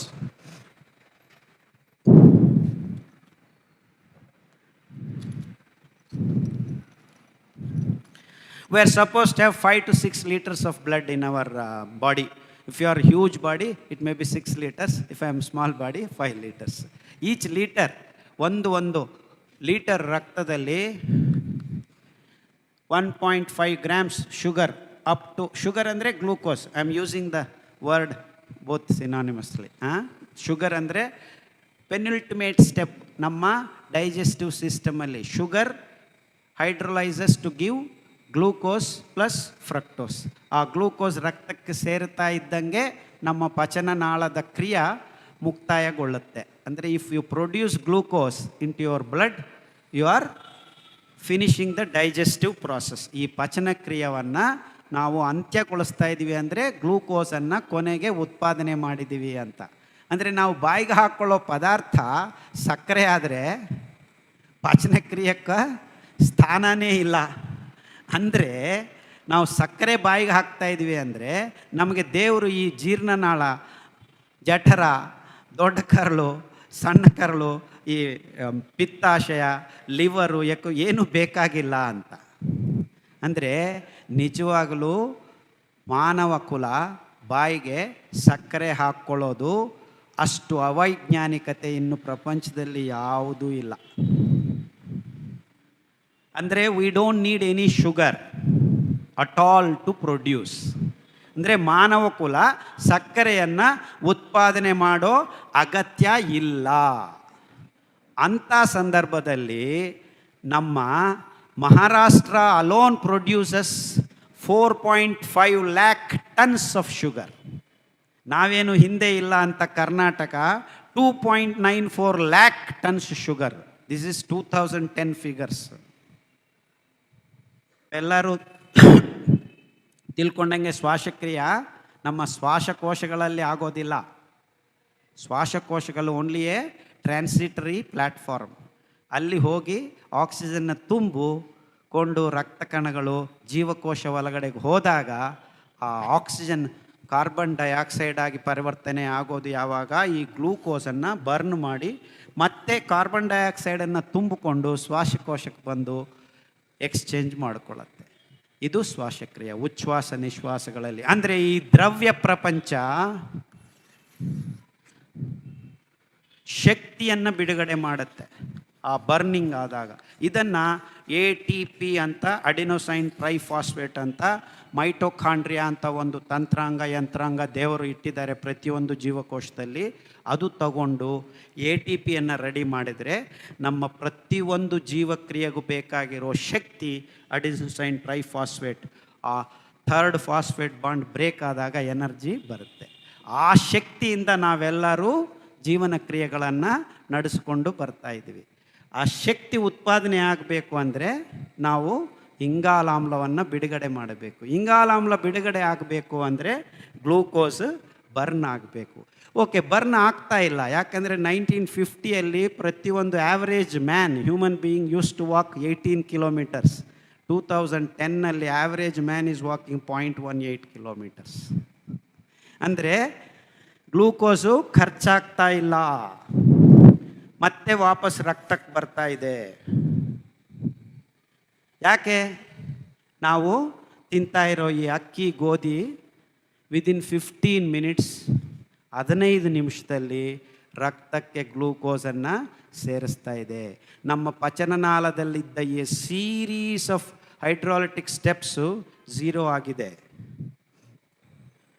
ಸೊ ಈ ಗ್ಲೂಕೋಸ್ ಎಲ್ಲಿ ರೆಡಿ ಆಗುತ್ತೆ? ನಾವು ಬಾಯಿಗೆ ಹಾಕ್ಕೊಂಡಿರೋ ಪ್ರತಿಯೊಂದು ಪದಾರ್ಥ, ಅದು ಹಾಗಲಕಾಯಿ ಆಗಲಿ, ಮೆಂತ್ಯ ಸೊಪ್ಪಾಗಲಿ, ರಾಗಿ ಆಗಲಿ, ಹಲಸಿನ ಹಣ್ಣಾಗಲಿ, ಮಾವಿನ ಹಣ್ಣಾಗಲಿ, ಯಾವುದೇ ಪದಾರ್ಥ ನಮ್ಮ ಪಚನನಾಳದ ಒಳಗಡೆಗೆ ಬಂದ ಮೇಲೆ ಸೀರೀಸ್ ಆಫ್ ಹೈಡ್ರಾಲಿಟಿಕ್ ಸ್ಟೆಪ್ಸ್, ಅದು ಎಷ್ಟು ದೂರದಲ್ಲಿದೆ ಅನ್ನೋದು ಅದರ ಮೇಲೆ, ಆ ಪದಾರ್ಥದ ಮೇಲೆ ಹೋಗುತ್ತೆ. ಅದನ್ನು 108 ಪಚನನಾಳದ ಜೀವರಾಸಾಯನಿಕ ಕ್ರಿಯೆ ಸರಮಾಳೆಗೆ ಒಡ್ಡು ನಾವು ಗ್ಲೂಕೋಸನ್ನು ರಿಲೀಸ್ ಮಾಡ್ತೀವ, ಅಥವಾ ಅಕ್ಕಿ ಗೋಧಿ ತಿಂದಾಗ 15 ನಿಮಿಷದಲ್ಲೇ ಲಾಸ್ಟ್ 15 ಸ್ಟೆಪ್ಸ್ ಅಷ್ಟೇ ಬೇಕಾಗಿರೋದು. ಈ ಪಾಲಿಕಾರ್ಬೋಹೈಡ್ರೇಟ್ಸ್ ದಟ್ ಆರ್ ಪ್ರೆಸೆಂಟ್ ಇನ್ ಅಕ್ಕಿ ಆ್ಯಂಡ್ ಗೋಧಿಯಲ್ಲಿ ಅದರಲ್ಲಿ ನಾರಿನ ಅಂಶ ಆಲ್ಮೋಸ್ಟ್ ಝೀರೋ ಇರೋದರಿಂದ ಈ ಹೈಡ್ರಾಲಿಟಿಕ್ ಸ್ಟೆಪ್ಸ್ಗೆ ಎದ್ದು ನಿಂತು ನಿಧಾನವಾಗಿ ಮಾಡಪ್ಪ ಗ್ಲೂಕೋಸನ್ನು ರಿಲೀಸ್ ಮಾಡೋಣ ಅಂತ ಹೇಳೋರು ಈ ಅಕ್ಕಿ ಗೋಧಿ ಮಾಂಸದಲ್ಲಿ ಯಾರೂ ಇಲ್ಲ. ಆದ್ದರಿಂದ ಏನಾಗ್ತಾ ಇದೆ, ನಮ್ಮ ದೇಹಕ್ಕೆ ರಕ್ತದಲ್ಲಿ ಈ ಪದಾರ್ಥಗಳನ್ನು ತಿಂದಾಗ, ಯಾವ ಪದಾರ್ಥಗಳನ್ನು, ಬೆಳಗ್ಗೆ ಎದ್ದು ನಾವು ಟೊಮೊಟೊ ಬಾತು, ಮಧ್ಯಾಹ್ನ ಚಿತ್ರಾನ್ನ, ರಾತ್ರಿ ಬಿಸಿಬೇಳೆ ಬಾತು, ಈ ಬಣ್ಣ ಆ ಬಣ್ಣ ಹಾಕ್ಕೊಳ್ಳೋದು, ಈ ಬಾತು ಆ ಬಾತು ಅಂತ ಹೆಸರಿಟ್ಕೊಂಡು ನಾವು ಬೆಳಗ್ಗೆಯಿಂದ ರಾತ್ರಿ ತನಕ ದಕ್ಷಿಣ ಭಾರತ ದೇಶದಲ್ಲಿ ಬಿಳಿ ಅಕ್ಕಿ, ಉತ್ತರ ಭಾರತ ದೇಶದಲ್ಲಿ ಈ ಗೋಧಿ ಹಿಟ್ಟು. ಗೋಧಿ ಹಿಟ್ಟು ಅಲ್ಪ ಸ್ವಲ್ಪ 1% ನಾರಿದೆ ಗೋಧಿಯಲ್ಲಿ ಅಂತ ತಿಳ್ಕೊಂಡ್ರೆ ಅಕ್ಕಿಯಲ್ಲಿ 0.2 ಗ್ರಾಮ್ಸ್ ಇದೆ, ಗೋಧಿಯಲ್ಲಿ 1 ಗ್ರಾಮ್ ಇದೆ. ಆ 1 ಗ್ರಾಮು ನಮಗೆ ಬೇಡ ಅಂತ ಅಲೋಕ್ಸಾನ್ ಅಂತ ಒಂದು ಕೆಮಿಕಲ್ ಹಾಕಿ ಅದನ್ನು ಬ್ಲೀಚ್ ಮಾಡಿ ಆಟ ಅಂತ ರೆಡಿ ಮಾಡಿ ಎಲ್ಲರಿಗೂ ತಟ್ಟು ಅಪ್ಪ ಬೇಕಾಗಿಲ್ಲ, ಅಮ್ಮ ಬೇಕಾಗಿಲ್ಲ, 2 ನಿಮಿಷ ನೂಡಲ್ಸ್ ಸಾಕು. ನಮ್ಮ ಅಮಿತಾಬ್ ಬಚ್ಚನ್ ಬಂದು ಹೇಳ್ತಾನೆ, ಏಯ್ ನೀನು ಮುದುಕ ಆಗ್ಬಿಟ್ಟಿದ್ಯಾ, ಪಕ್ಕಕ್ಕೆ ಹೋಗು ಅಂತ. ಮಾಧುರಿ ದೀಕ್ಷಿತ್ ಇನ್ನೊಂದು ನೂಡಲ್ಸ್ಗೆ ಬರ್ತಾನೆ, ನೀವಿಬ್ಬರು ಬೇಡ ನಾನು ಯೋಗ ಹೇಳ್ಕೊಡ್ತೀನಿ, ಬಾಬಾ ರಾಮದೇವ್ ನೂಡಲ್ಸು ಅಂತ ಆತನೂ ಶುರು ಮಾಡ್ಕೊಂಡ್ಬಿಟ್ಟಿದ್ದಾನೆ. ಎಲ್ಲರೂ ಮಾರಾಟ ಮಾಡೋದು ಈ ಗೋಧಿ ಹಿಟ್ಟೆ. ಗೋಧಿ ಹಿಟ್ಟಲ್ಲಿ ನಾರಿನಂಶ ಏನೂ ಇಲ್ಲ. But this companies are very happy. ಯಾರಾದರೂ ಆಗಲಿ, ನಮಗೇನಂತೆ, ನಮ್ಮ ಗೋಧಿ ಮಾರಾಟ ಆದರೆ ಸಾಕು. ಮಾರಾಟ ಆಗೋದು ನೀವು ತಿನ್ನೋದು ಗೋಧಿ ಅದು ಒಂದು ಕಡೆ, ಆದರೆ ತಿಂದ ಮೇಲೆ ನಿಮಗೆ ಬರೋ ರೋಗ ಏನಿದೆ ನಾನು ಹೇಳ್ತೀನಿ. ಅದರಲ್ಲಿ ಗ್ಲೂಟೆನ್ ಅಂತ ಒಂದು ಪ್ರೋಟೀನ್ ಇದೆ. ಎಲ್ಲರೂ ನಿಂತ್ಕೊಂಡು ನಮ್ಮ ಹೆಂಗಸರು ಬೆಳಗ್ಗೆಯಿಂದ 6 ಗಂಟೆ ಹಿಂಗೆ ಒಳಗಡೆ ಹೋದರೆ 11 ಗಂಟೆ ಚಪಾತಿ ತಟ್ಟಕ್ಕೆ ಶುರು ಮಾಡಿದ್ದಾರೆ. ಈಗ ದಕ್ಷಿಣ ಭಾರತ ದೇಶದಲ್ಲೂ, ಸರ್ ನನಗೆ ಡಯಾಬಿಟಿಸ್ ಬಂದಿದೆ, ಚಪಾತಿ ತಿನ್ನು, ಚಪಾತಿ ತಿಂದರೆ ಡಯಾಬಿಟಿಸ್ ಮಾಯ ಆಗುತ್ತೆ ಅಂತ ಡಾಕ್ಟ್ರುಗಳೆಲ್ಲರೂ ಡೈರೆಕ್ಟಾಗಿ ಚಪಾತಿ ತಿನ್ನು. ಚಪಾತಿ ತಿಂದು ನ್ಯೂಜಿಲ್ಯಾಂಡಲ್ಲಿ ಬರೀ ಗೋಧಿ ಇಟ್ಟಿದೆ. ನಮಗಿಂತ ಹೆಚ್ಚು ಡಯಾಬಿಟಿಸ್ ರೋಗ ಅವ್ರಿಗಿದೆ. ಉತ್ತರ ಭಾರತ ದೇಶದಲ್ಲಿ ನಮಗಿಂತ ಹೆಚ್ಚು ಡಯಾಬಿಟಿಕ್ ರೋಗ ಬರ್ತದೆ. ಅಂದರೆ ಗೋಧಿ ತಿಂದರೆ ಡಯಾಬಿಟಿಸ್, ಏನಾದರೂ ಡಯಾಬಿಟಿಸ್, ಚಪಾತಿ ತಿನ್ನು. ಚಪಾತಿ ತಿಂದರೆ ಆಗೋದಿಷ್ಟೇ, ಆ ಗ್ಲೂಟೆನ್ ಹೋಗಿ ನಿಮ್ಮ ಸಣ್ಣ ಕರಳಿಗೆ ಈ ಪ್ಲಾಸ್ಟಿಕ್ ನೀರು ಏನು ಮಾಡುತ್ತೋ ಅದೇ ಕೆಲಸ ಅದು ಮಾಡುತ್ತೆ. ಅದಕ್ಕೆ ಚಪಾತಿ ತಿನ್ನೋಕ್ಕೆ ಶುರು ಮಾಡಿದ ಮೇಲೆ ನಮ್ಮ ಹೆಂಗಸರಿಗೆ ಮಾಡಿ ವ್ಯಾರಿಕೋಸ್ ವೀನ್ಸ್ ಹತ್ಕೊಂಡ್ಬಿಟ್ಟಿದೆ. There are many women who come to me. ತೊಡೆಗಳು ಇಷ್ಟು ದಪ್ಪ ಆಗಿರ್ತವೆ. ರಕ್ತನಾಳಗಳಲ್ಲಿ ಈ ವೀನ್ಸ್ ಅಂದರೆ ರಕ್ತವನ್ನು ಕೆಳಗಡೆಯಿಂದ ಮತ್ತೆ ಮೂತ್ರಪಿಂಡಗಳಿಗೆ, ಲಿವರ್ಗೆ, ಶ್ವಾಸಕೋಶಗಳಿಗೆ ತಗೊಂಡು ಹೋಗೋ ಎಲ್ಲ ವೀನ್ಸು ಬ್ಲಾಕ್ ಆಗಿಬಿಡ್ತಾಯಿದೆ ನಿಂತ್ಕೊಂಡು. ಅದರ ಜೊತೆಗೆ ಈ ಗ್ಲೂಟೆನ್ ಪದಾರ್ಥ ಬಾಯಿಗೆ ಹೋಗ್ತಾ ಇದ್ದಾಗ ಸೂಕ್ಷ್ಮ ಪೋಷಕಾಂಶಗಳು ಹೀರ್ಕೊಳ್ಳೋಕ್ಕಾಗದೆ ಬಟ್ಟೆ ತಲೆಯಿಂದ ಹಿಡಿದು ವೀರ್ಯ ಕಣಗಳು ವೃದ್ಧಿಯಾಗೋದು ನಿಂತು ಹೋಗ್ತಾಯಿದೆ. ಇಂಥ ಗೊಂದಲಗಳಿಗೆಲ್ಲ ಕಾರಣ ಅತಿ ಅದ್ಭುತವಾದ ಆಹಾರ ಅಂತ ಹೇಳ್ಕೊಟ್ಟಿರೋ ಈ ಗೋಧಿ. ಅದು ಎಷ್ಟು ಮಟ್ಟಕ್ಕೆ ಅಂದರೆ CFTRI ಅಂತ ಒಂದು ದೊಡ್ಡ ಆಹಾರ ಸಂಸ್ಥೆಗಳಲ್ಲಿ ಬೇಕರಿ ಡಿಪಾರ್ಟ್ಮೆಂಟ್ಗಳನ್ನು ಓಪನ್ ಮಾಡಿ ಎಲ್ಲರಿಗೂ ಬೇಕರಿ ಉಚಿತವಾಗಿ ಹೇಳ್ಕೊಡೋ ಪ್ರೋಗ್ರಾಮ್ಗಳನ್ನು ಶುರು ಹಚ್ಕೊಂಡ್ಬಿಟ್ರು. ಈ ಕಂಪನಿಗಳು ಮಾಡಿರೋ ದೊಡ್ಡ ಹುನ್ನಾರಗಳಿವು. Absolute unscientific things we are doing in the garb of science. ಎಷ್ಟು ಮಟ್ಟಕ್ಕೆ ಅಂದರೆ ನೋಡ್ರಿ, ಕಕ್ಕ ಮಾಡೋಕ್ಕಾಗೋದಿಲ್ಲ ನೀವು ಗೋಧಿ ಹಿಟ್ಟು ಈ ರೀತಿ ತಿಂದರೆ. ನಾಳೆ ನಾಡಿದ್ದು ನಾವು ಮಂಗಲ ಗ್ರಹಕ್ಕೆ ಹೋಗ್ತಾ ಇದ್ವಿ, ಬೆಳಗ್ಗೆ ಇದ್ರೆ ಇಲ್ಲಿ ಕಕ್ಕ ಮಾಡೋಕ್ಕಾಗ್ತಾ ಇಲ್ಲ ನಮಗೆ. ಎಷ್ಟು ಮೋಸ ಮಾಡ್ಕೊಂಡಿದ್ದೀವಿ ನೋಡ್ರಿ. ಈ ಕಡೆಯಿಂದ ಆ ಕಡೆ ಓಡಾಡ್ರಿ, ಬಿಸಿ ನೀರು ಕುಡೀರಿ, ಸಿಗರೇಟ್ ಸೇದ್ರಿ, ಕಾಫಿ ಕೂಡ ಒಂದಿಷ್ಟು ಪೆಗ್ ಹಾಕ್ರಿ, ಬೆಳಗ್ಗೆ ಎದ್ದರೆ ಕಕ್ಕ ಬರುತ್ತೆ ಅಂತ ಡಾಕ್ಟ್ರು ಹೇಳೋರು ಇದ್ದಾರೆ. ಡಾಕ್ಟ್ರೇ ಹೇಳಿದ್ದಾರೆ ಇಷ್ಟು ಕುಡಿಯೋಕ್ಕೆ ಅಂತ. ನಾವು ಲೀಟ್ರ್ಗಟ್ಟಲೆ ಕುಡಿಯೋಕ್ಕೆ ಶುರು ಮಾಡಿದ್ವಿ. ಅದು ಎಷ್ಟು ಕುಡಿತಾ ಇದ್ದೀವಿ ಅಂದರೆ, ಮಂಡ್ಯ, ನಾಗಾರ್ಜುನ ಸಾಗರ ಬೇಡವೆ, ಜಯಲಲಿತಾ, ಮೆಟ್ಟೂರು ಡ್ಯಾಮ್ ಕೆಳಗಡೆ, ಯಾವ ಡ್ಯಾಮ್ ಕೆಳಗಡೆ ನೋಡ್ರೂ ನಾವು ಕಬ್ಬನ್ನು ಬೆಳೀತಾ ಇದ್ವಿ. ಅದು ಯಾಕೆ ಕಬ್ಬು ಬೆಳೀತಾ ಇದ್ವಿ? ಸಕ್ಕರೆಗೋಸ್ಕರ ಬೆಳೀತಾ ಇದ್ವಿ. ಸಕ್ಕರೆ 1 ಮಿಲಿಗ್ರಾಮ್ ನಮ್ಮ ಬಾಯಿಗೆ ಹೋಗಲೇಬೇಕಾಗಿಲ್ಲ. ಇನ್ಫ್ಯಾಕ್ಟ್ ಸಕ್ಕರೆ is a secondary by product. ನಿಜವಾಗ್ಲೂ ನಮಗೆ ಬೇಕಾಗಿರೋದು ಹೆಂಡ. ಸೊ ಹೆಂಡಕ್ಕೋಸ್ಕರ in fact it takes 35,000 litres 1 litre ಹೆಂಡ ರೆಡಿ ಮಾಡೋದಕ್ಕೆ. ಹೋಗಲಿ, ಹೆಂಡ ಕುಡಿದು ಆರಾಮವಾಗಿ ಆರೋಗ್ಯವಾಗಿ ಹೇಳಿದ್ರು, ಯಾರೋ ಹೇಳಿದ್ರು ಸರ್ವರೋಗಕ್ಕೂ ಸರಾಯಿ ಮದ್ದು ಅಂತ. ನಮ್ಮ ಭರತ ಎಷ್ಟು ವಿಪರ್ಯಾಸ ನೋಡ್ರಿ. ಸಂತೋಷ ಪಡಿಸ್ತಾ ಇದ್ದಾರೆ. ನಮಗೆ ಅಬಕಾರಿ ಮಿನಿಸ್ಟರ್ಗಳಿದ್ದಾರೆ, ಅದಕ್ಕೆ ತರಕಾರಿ ಮಿನಿಸ್ಟರ್ಗಳಿಲ್ಲ. ಚಪ್ಪಾಳೆ ತಟ್ರಿ.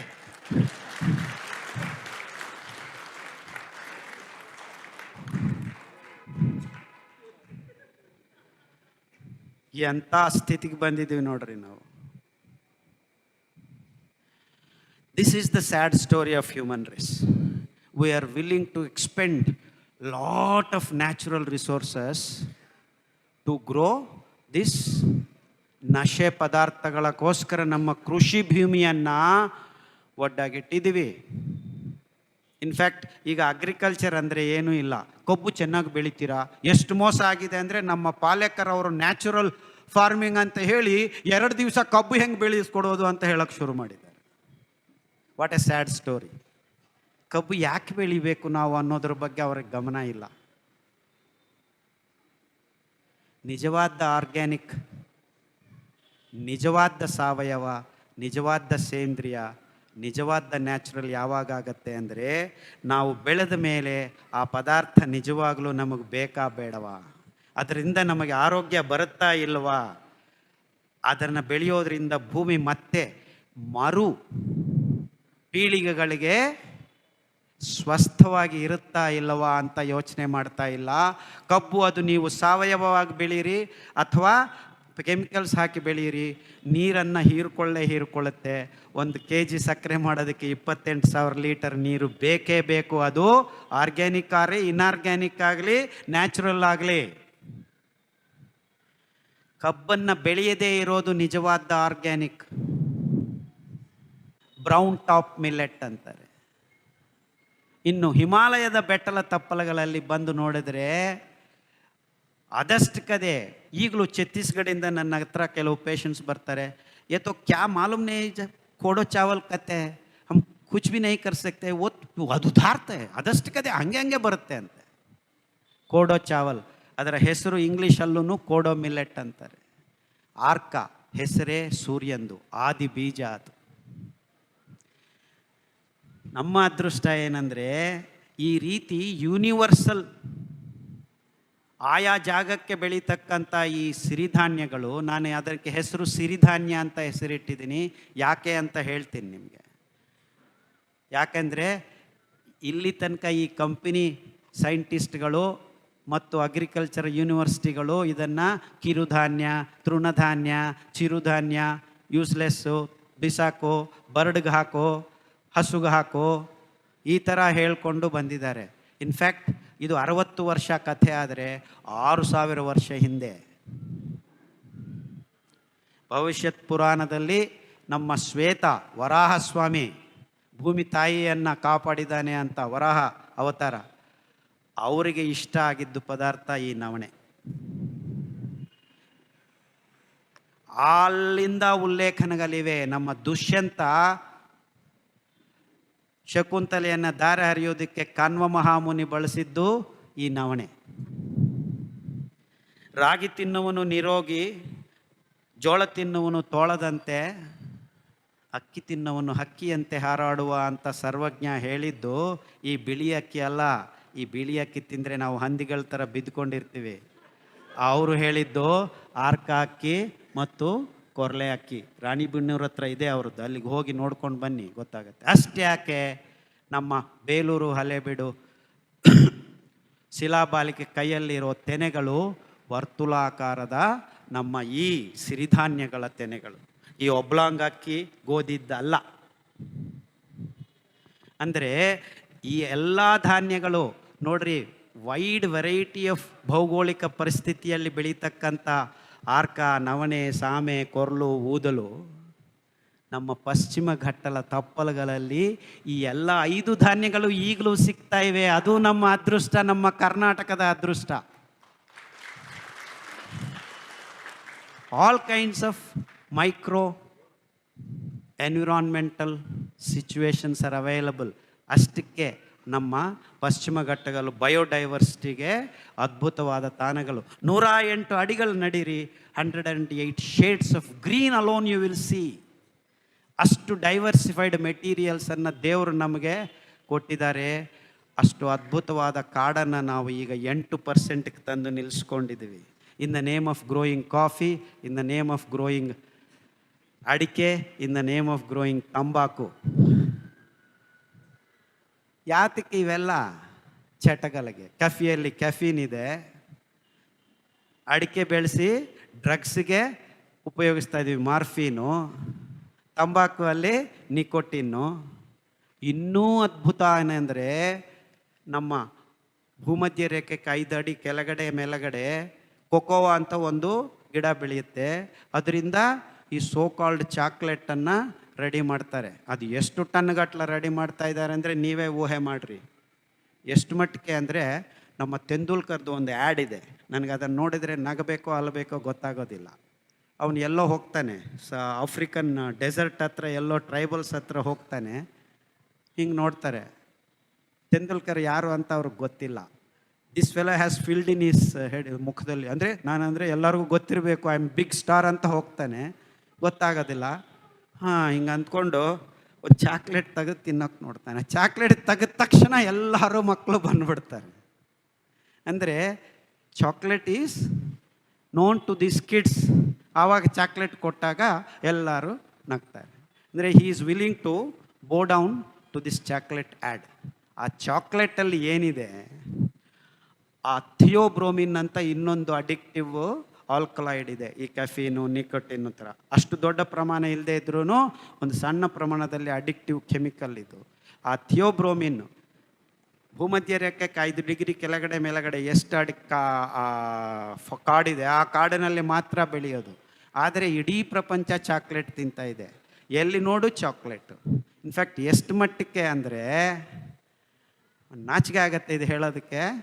ನಮ್ಮ ಟಿ ವಿ ಆ್ಯಡ್ಸಲ್ಲಿ ಬೆಂಗಳೂರು ಅಥವಾ ಯಾವುದೋ ಗೊತ್ತಿಲ್ಲ ಯಾವ ಸಿಟಿ ಅಂತ, ಟ್ರಾಫಿಕ್ ಲೈಟ್ ಸಿಗ್ನಲ್ ಬಂದರೆ ಈ ಕಡೆ ಒಂದು ಹುಡುಗಿ ನಿಂತಿದ್ದ ಕಾರಲ್ಲಿ, ಆ ಕಡೆ ಒಬ್ಬ ಹುಡುಗ ನಿಂತಿದ್ದಾನೆ. 2 ಸೆಕೆಂಡಲ್ಲಿ ಚಾಕ್ಲೇಟ್ ತಂದು ನೆಕ್ಕೊಂಡು ಹ್ಯಾಂಗೆ ಅಂದ್ಕೊಂಡು ಒಬ್ಬರನ್ನೊಬ್ಬರು ನೋಡ್ಕೊಳ್ತಾ ಇದ್ದೆ.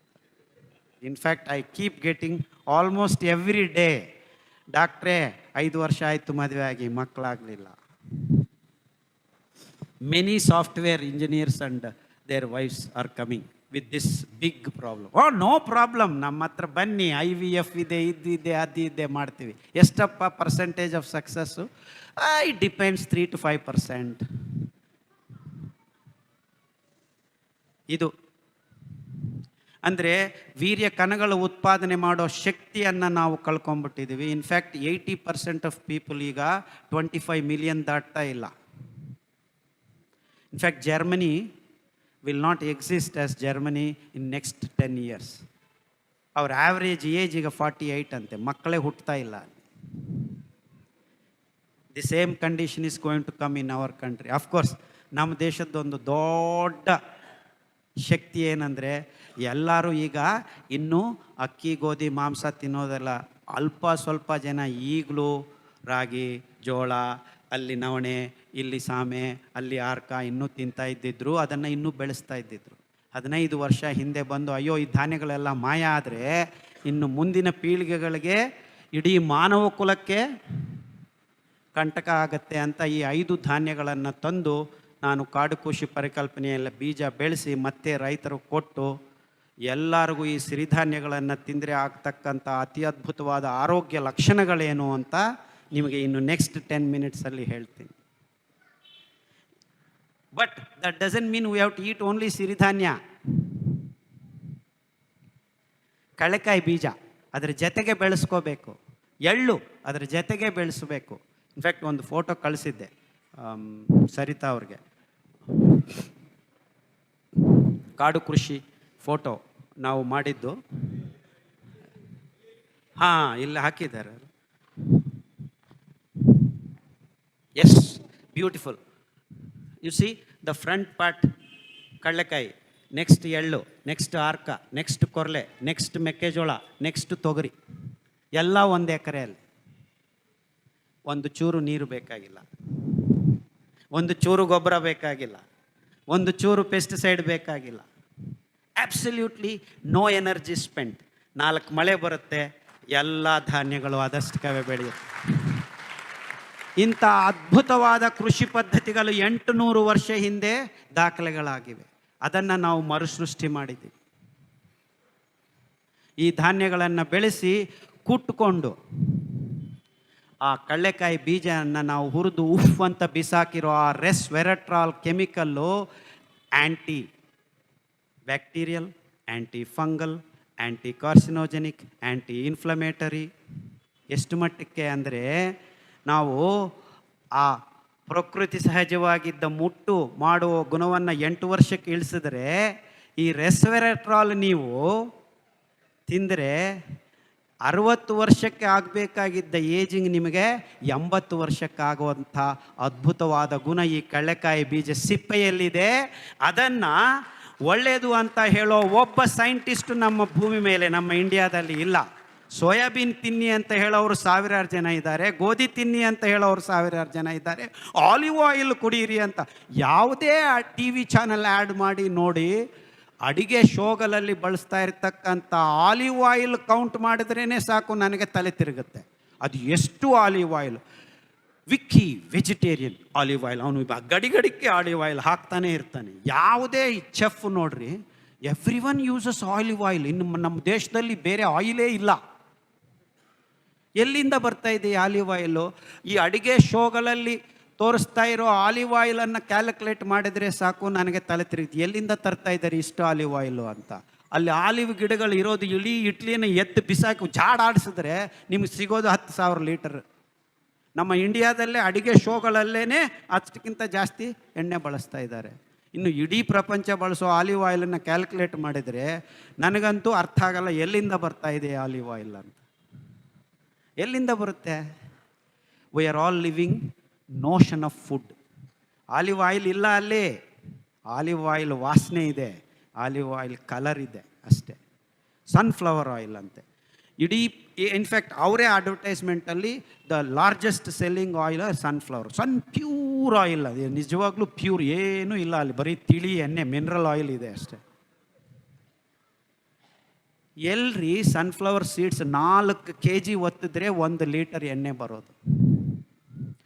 ಅವ್ರು ಹೇಳ್ದಂಗೆ 1/4 billion people are using sun pure oil. ಒಬ್ಬೊಬ್ಬರು 10 ml ಬಳಸಿದ್ರು ಜಸ್ಟ್ ಪರ್ ಡೇ 10 ml, ಜಾಸ್ತಿ ಬೇಡ್ರಿ, 5 ml ಒಗ್ಗರಣೆಗೆ ಹಾಕ್ಕೊಂಡು ತಿನ್ನೋದನ್ನು ಕ್ಯಾಲ್ಕುಲೇಟ್ ಮಾಡಿರಿ. ಅದು ಎಷ್ಟು ಲೀಟರ್ ಬೇಕು ಅಷ್ಟು ಲೀಟರ್ ಇಂಟು 4 kg ಮಾಡಿರಿ. ಅದು ಎಷ್ಟು kg ಬೀಜಗಳನ್ನು ಬೆಳೆಸಬೇಕು? ಇಡೀ ಪ್ರಪಂಚ ಸುತ್ಕೊಂಡು ಬನ್ನಿರಿ, ಎಲ್ಲೂ ಸೂರ್ಯಕಾಂತಿ ಅಷ್ಟು ಬೆಳೀತಾ ಇಲ್ಲ.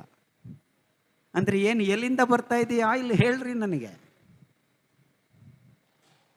We are living, we are thinking, we are eating. Ice cream, strawberry ice cream ಅಂತೆ. ಮೊನ್ನೆ ಚಾಮರಾಜನಗರ ಹತ್ರ ಮದುವೆಗೆ ಹೋದರೆ ಸ್ಟ್ರಾಬೆರಿ ಐಸ್ ಕ್ರೀಮ್ ತಿಂತಾ ಇದ್ದಾರೆ. ಎಷ್ಟು ಬೆಳೀತಾರ್ರಿ ನೀವು ಆ ಕೆನಡಾದಲ್ಲೇ? ಅಥವಾ ಅಲ್ಪ ಸ್ವಲ್ಪ ಜಾಲಾಡಿಸಿದ್ರೆ ನಿಮಗೆ ಸಿಗೋದು 10,000 ಟನ್ನು. ಎಲ್ಲಿ ನೋಡು strawberry ice cream. And we have no concern at all where is this strawberry coming from. ಏನಾದರೂ ಮಾಡಿದರೆ ಒಂದು ಗ್ರೀನ್ ಹೌಸ್ ತೋರಿಸ್ತಾರೆ, ಸ್ಟ್ರಾಬೆರಿ ಬೆಳೆಸ್ತಾ ಇದ್ದೀವಿ ಇಲ್ಲಿ. ಒಂದು ಗ್ರೀನ್ ಹೌಸ್ ತೋರಿಸಿದ್ರೆ ಸಾಕಾ? ಎಷ್ಟು ಟನ್ಗಟ್ಟಲೆ ಬೇಕು? The amount of ice cream that people are consuming. ಆ ಹಾಲು ಎಲ್ಲಿಂದ ಬರ್ತಾ ಇದೆ? ಟನ್ಗಟ್ಟಲೆ ಬೆಳೆಸ್ತಾ ಇದ್ದೀವಿ ಅಂತ ಇದ್ದಾರೆ. ಕುಡೀರಿ ಕುಡೀರಿ ಅಂತ ಹೇಳ್ತಾ ಇದ್ದಾರೆ. ಏನು ಕುಡಿಸ್ತಾ ಇದ್ದಾರೆ, ಏನು ತಿನ್ನಿಸ್ತಾ ಇದ್ದಾರೆ, ಏನು ಆಗ್ತಾ ಇದೆ ನಮಗೆ? ಚಾಕ್ಲೇಟ್ ಅಲ್ಲಿ ಕಾಕ್ರೋಚ್ ಬಿದ್ದಿದೆ, ನಾವು ಅದನ್ನು ಹಾಗೆ ಮಾರಾಟ ಮಾಡ್ಕೊಳ್ತೀವಿ, ಯಾಕಂದರೆ ಅದನ್ನು ತೆಗೆಯೋದಕ್ಕೆ ಸಾಧ್ಯ ಇಲ್ಲ ಅಂತ ಈ ಕಂಪ್ನಿಗಳು ಒಂದು ಅರ್ಜಿ ಸಲ್ಲಿಸ್ತವೆ FDA. ನೋ ಪ್ರಾಬ್ಲಮ್, ಅಷ್ಟೇ ತಾನೇ, ಎಷ್ಟು % ಬಿದ್ದಿದೆ? 4% ಬಿದ್ದಿದೆ, ಮಾರಾಟ ಮಾಡ್ಕೊಳ್ಳಿ ಅಂತ ಪರ್ಮಿಷನ್ನು ಕೊಡ್ತಾರೆ. So it is legally allowed to have cockroach parts in the chocolates that we are being manufactured. ಆ ಚಾಕ್ಲೇಟ್ ಉಂಡೆಗಳನ್ನು ಎಲ್ಲ ಪ್ರಪಂಚಗಳಿಗೆ ಸರಬರಾಜು ಮಾಡ್ತಾರೆ. ಅದನ್ನು ವಾಪಸ್ ತಂದು ನಾವು ಮತ್ತೆ ಬೇಯಿಸಿ ಬೇರೆ ಬೇರೆ ಪ್ಯಾಕೆಟ್ಗಳಲ್ಲಿ ಹಾಕ್ಕೊಂಡು ಈ ಬೆರ್ರಿ ಆ ಬೆರ್ರಿ ಅಂತ ತಂದು ಬಾಯಿ ಮಕ್ಕಳಿಗೆ ಹಾಕ್ತೀವಿ. ಮಕ್ಕಳಿಗೆ ಬಿಡಿ ಡಾಕ್ಟ್ರೇ, ಗೋಮಾಂಸ ತಿಂತೀವಿ, ಹಂದಿ ಮಾಂಸ ತಿಂತೀವಿ, ಕೋಳಿ ಮಾಂಸ ತಿಂತೀವಿ, ನಾಯಿ ಮಾಂಸ ತಿಂತೀವಿ, ನರಿ ಮಾಂಸ ತಿಂತೀವಿ, ಏನು ಜಿರ್ಲೆ ತಿಂದರೆ ಅಂತ ಕೇಳ್ಬೋದು. ಜಿರ್ಲೆ ತಿನ್ನಬೇಕಾಗಿಲ್ಲ ನೀವು, ಅದರ ಪಕ್ಕದಲ್ಲಿ ಕೂತ್ಕೊಳ್ರಿ, ಒಂದು ಅರ್ಧ ಗಂಟೆ ಸಾಕು. ಅದರಲ್ಲಿ 6 viruses and 32 bacteria, pathologically deadly for you. Lung lesions ಆಗುತ್ತೆ, ನ್ಯೂಮೋನಿಯಾನೂ ಆಗ್ಬೋದು. ಸೊ ತುಂಬ ಜನ ಮಕ್ಕಳು ನನ್ನ ಹತ್ರ ಈ ಶ್ವಾಸಕೋಶ ರೋಗಗಳಿಂದ ಬರ್ತಾರೆ. ಆ ಮಕ್ಕಳಿಗೆ ನನ್ನ ಹತ್ರ ಒಂದು ಬುಕ್ ಇದೆ, ಚಾಕ್ಲೇಟ್ ಅಂತ. ಅದರಲ್ಲಿ ಈ ವಿಷಯಗಳನ್ನು ಬರೆದಿರೋದು 4 ಪ್ಯಾರಾಗ್ರಾಫ್ ಇದೆ. ಅದನ್ನು ಮಗುಗೆ ತೋರಿಸಿ ಓದಮ್ಮ ಅಂತ ಅವ್ರ ಅಪ್ಪ ಅಮ್ಮನಿಗೆ ಹೇಳಿದರೆ ಅವರು ಜಿರ್ಲೆ ಇದೆಯಾ, ಯಾರಿಗೂ ಗೊತ್ತಿಲ್ಲ. ಅದರಲ್ಲಿ ಡಾಲ್ಡಾನೂ ಇದೆ. ಈ ಡಾಲ್ಡಾ ಎಲ್ಲಿಂದ ಬಂತು? ಈ ಬಿಸಾಕಿರೋ ಮಾಂಸದನ್ನು ಕುದಿಸಿ ಕೊಬ್ಬು ತೇಲುತ್ತೆ, ಅದಕ್ಕೊಂದು ಚೂರು ಮೈದಾ ಹಿಟ್ಟು ಅಥವಾ ಹೈಡ್ರೋಜನ್ ಗ್ಯಾಸು ಚುಚ್ಚಿಬಿಟ್ಟು ಡಾಲ್ಡಾ ಅಂತ ರೆಡಿ ಮಾಡಿ ಟನ್ಗಟ್ಟಲೆ ಸರಬರಾಜು ಮಾಡ್ತಾ ಇದ್ದಾರೆ. ಬೀದಿಯಲ್ಲಿ ಹೇಳಿದ್ನಲ್ಲ, ಬೇಕರಿಯನ್ನು ಹೇಳಿಕೊಟ್ರು, ಗೋಧಿ ಹಿಟ್ಟು ಡಾಲ್ಡಾ ಹಾಕಿ ರೆಡಿ ಮಾಡಿರಿ. 1 ಕಿಲೋಮೀಟ್ರ್ ನಡೆದರೆ 12 ಬೇಕರಿಗಳಿದೆ ಹೊರತು ನಮಗೆ ತರಕಾರಿ ಅಂಗಡಿಗಳಿಲ್ಲ ನೋಡಿ ಸರಿಯಾಗಿ. ಆ ಬೇಕರಿ ಪದಾರ್ಥಗಳನ್ನು ಏನಿದೆ ನಿಮಗೆ, ಚಾಕ್ಲೇಟಲ್ಲಿ ಜಿರ್ಲೆ, ಬಿಸ್ಕೆಟಲ್ಲಿ ಡಾಲ್ಡಲ್ಲಿ ಏನಿದೆ, ಹಂದಿ ಕೊಬ್ಬು, ಹಸು ಕೊಬ್ಬು, ಕೋಳಿ ಕೊಬ್ಬು. ಈ ಕೊಬ್ಬಲ್ಲಿ ಏನಿದೆ, ವೈರಾಣುಗಳು ಏನು ಮಾಡ್ತವೆ, ನಿಮ್ಮ ವೀರ್ಯ ಕಣಗಳನ್ನು, ನಿಮ್ಮ ಗರ್ಭಕೋಶಗಳನ್ನು, ನಿಮ್ಮ ನರನಾಡಿಗಳನ್ನು ನಿರ್ವೀರ್ಯ ಮಾಡ್ತಾ ಇವೆ. ಇದೆಲ್ಲ ನಮಗೆ ಬೇಕಾಗಿಲ್ಲ, ತಿಂತಾ ಇರ್ತೀವಿ.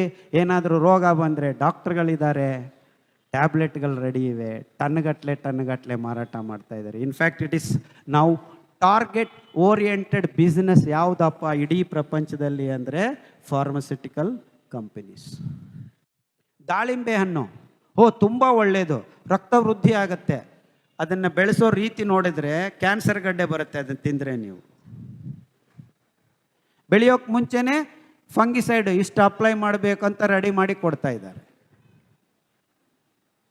ಅಂದರೆ ನಾವು ಸಹಜವಾಗಿ ಸಿಗತಕ್ಕಂಥ ಅದ್ಭುತವಾದ ಪದಾರ್ಥಗಳಲ್ಲಿದ್ದ ಒಳ್ಳೆಯ ಗುಣಗಳನ್ನು ಈ ಅಸಹಜ ರಾಸಾಯನಿಕ ಪದಾರ್ಥಗಳಿಂದ ಹಾಳು ಮಾಡ್ತಾ ಇದ್ದೀವಿ. ಹೂಕೋಸು ಎಷ್ಟು ಅದ್ಭುತವಾದ ಪದಾರ್ಥ, ಆದರೆ ಅದನ್ನು ಬೆಳೆಸೋದು ನೋಡಿದ್ರೆ ಓಡೋಗ್ಬೇಕಾಗತ್ತೆ. ದ್ರಾಕ್ಷಿ ಅಪ್ಪಿತಪ್ಪಿ ನೀವು ಈ ಕಿಸ್ಮಿಸ್ಸು, ಒಣ ದ್ರಾಕ್ಷಿ ನೀರಿಗೆ ಹಾಕ್ಕೊಂಡು ಕುಡೀರಿ, ರಕ್ತ ವೃದ್ಧಿ ಆಗುತ್ತೆ. ಅದನ್ನು ಮಾತ್ರ ಮಾಡೋಕ್ಕೆ ಹೋಗಬೇಡಿ, ಅದರಲ್ಲಿರೋ ಎಂಡೋಸಲ್ಫಾನ್ ಸಾಕು ನಿಮಗೆ ಕ್ಯಾನ್ಸರ್ ಬರೋದಕ್ಕೆ ರೆಡಿ ಮಾಡಿ ಕೊಡುತ್ತೆ. ಗುತ್ತಿ ಹಾಗೆ ಅದ್ದುತ್ತಾ ಇದ್ದಾರೆ. ಮೇಲೆ ತೊಳ್ಕೊಬೋದು ಅಂತ ತಿಳ್ಕೊಬೇಡಿ, ಇಟ್ ಈಸ್ ಸಿಸ್ಟಮಿಕ್. ಅಂದರೆ ಒಳಗಡೆ ಬೆಳೆಯೋವಾಗಲೇ ಕಾಂಡದಿಂದಾನೇ ನೀರಿನಲ್ಲೇ ತಳೆದು ಕೊಡ್ತಾ ಇದ್ದಾರೆ. ಸೊ ಅದಕ್ಕೆ ನಾವು ಬೇಕಾಗಿರೋದು ಸಾವಯವ ಪದಾರ್ಥಗಳು which are absolutely free from these chemicals and fertilizers.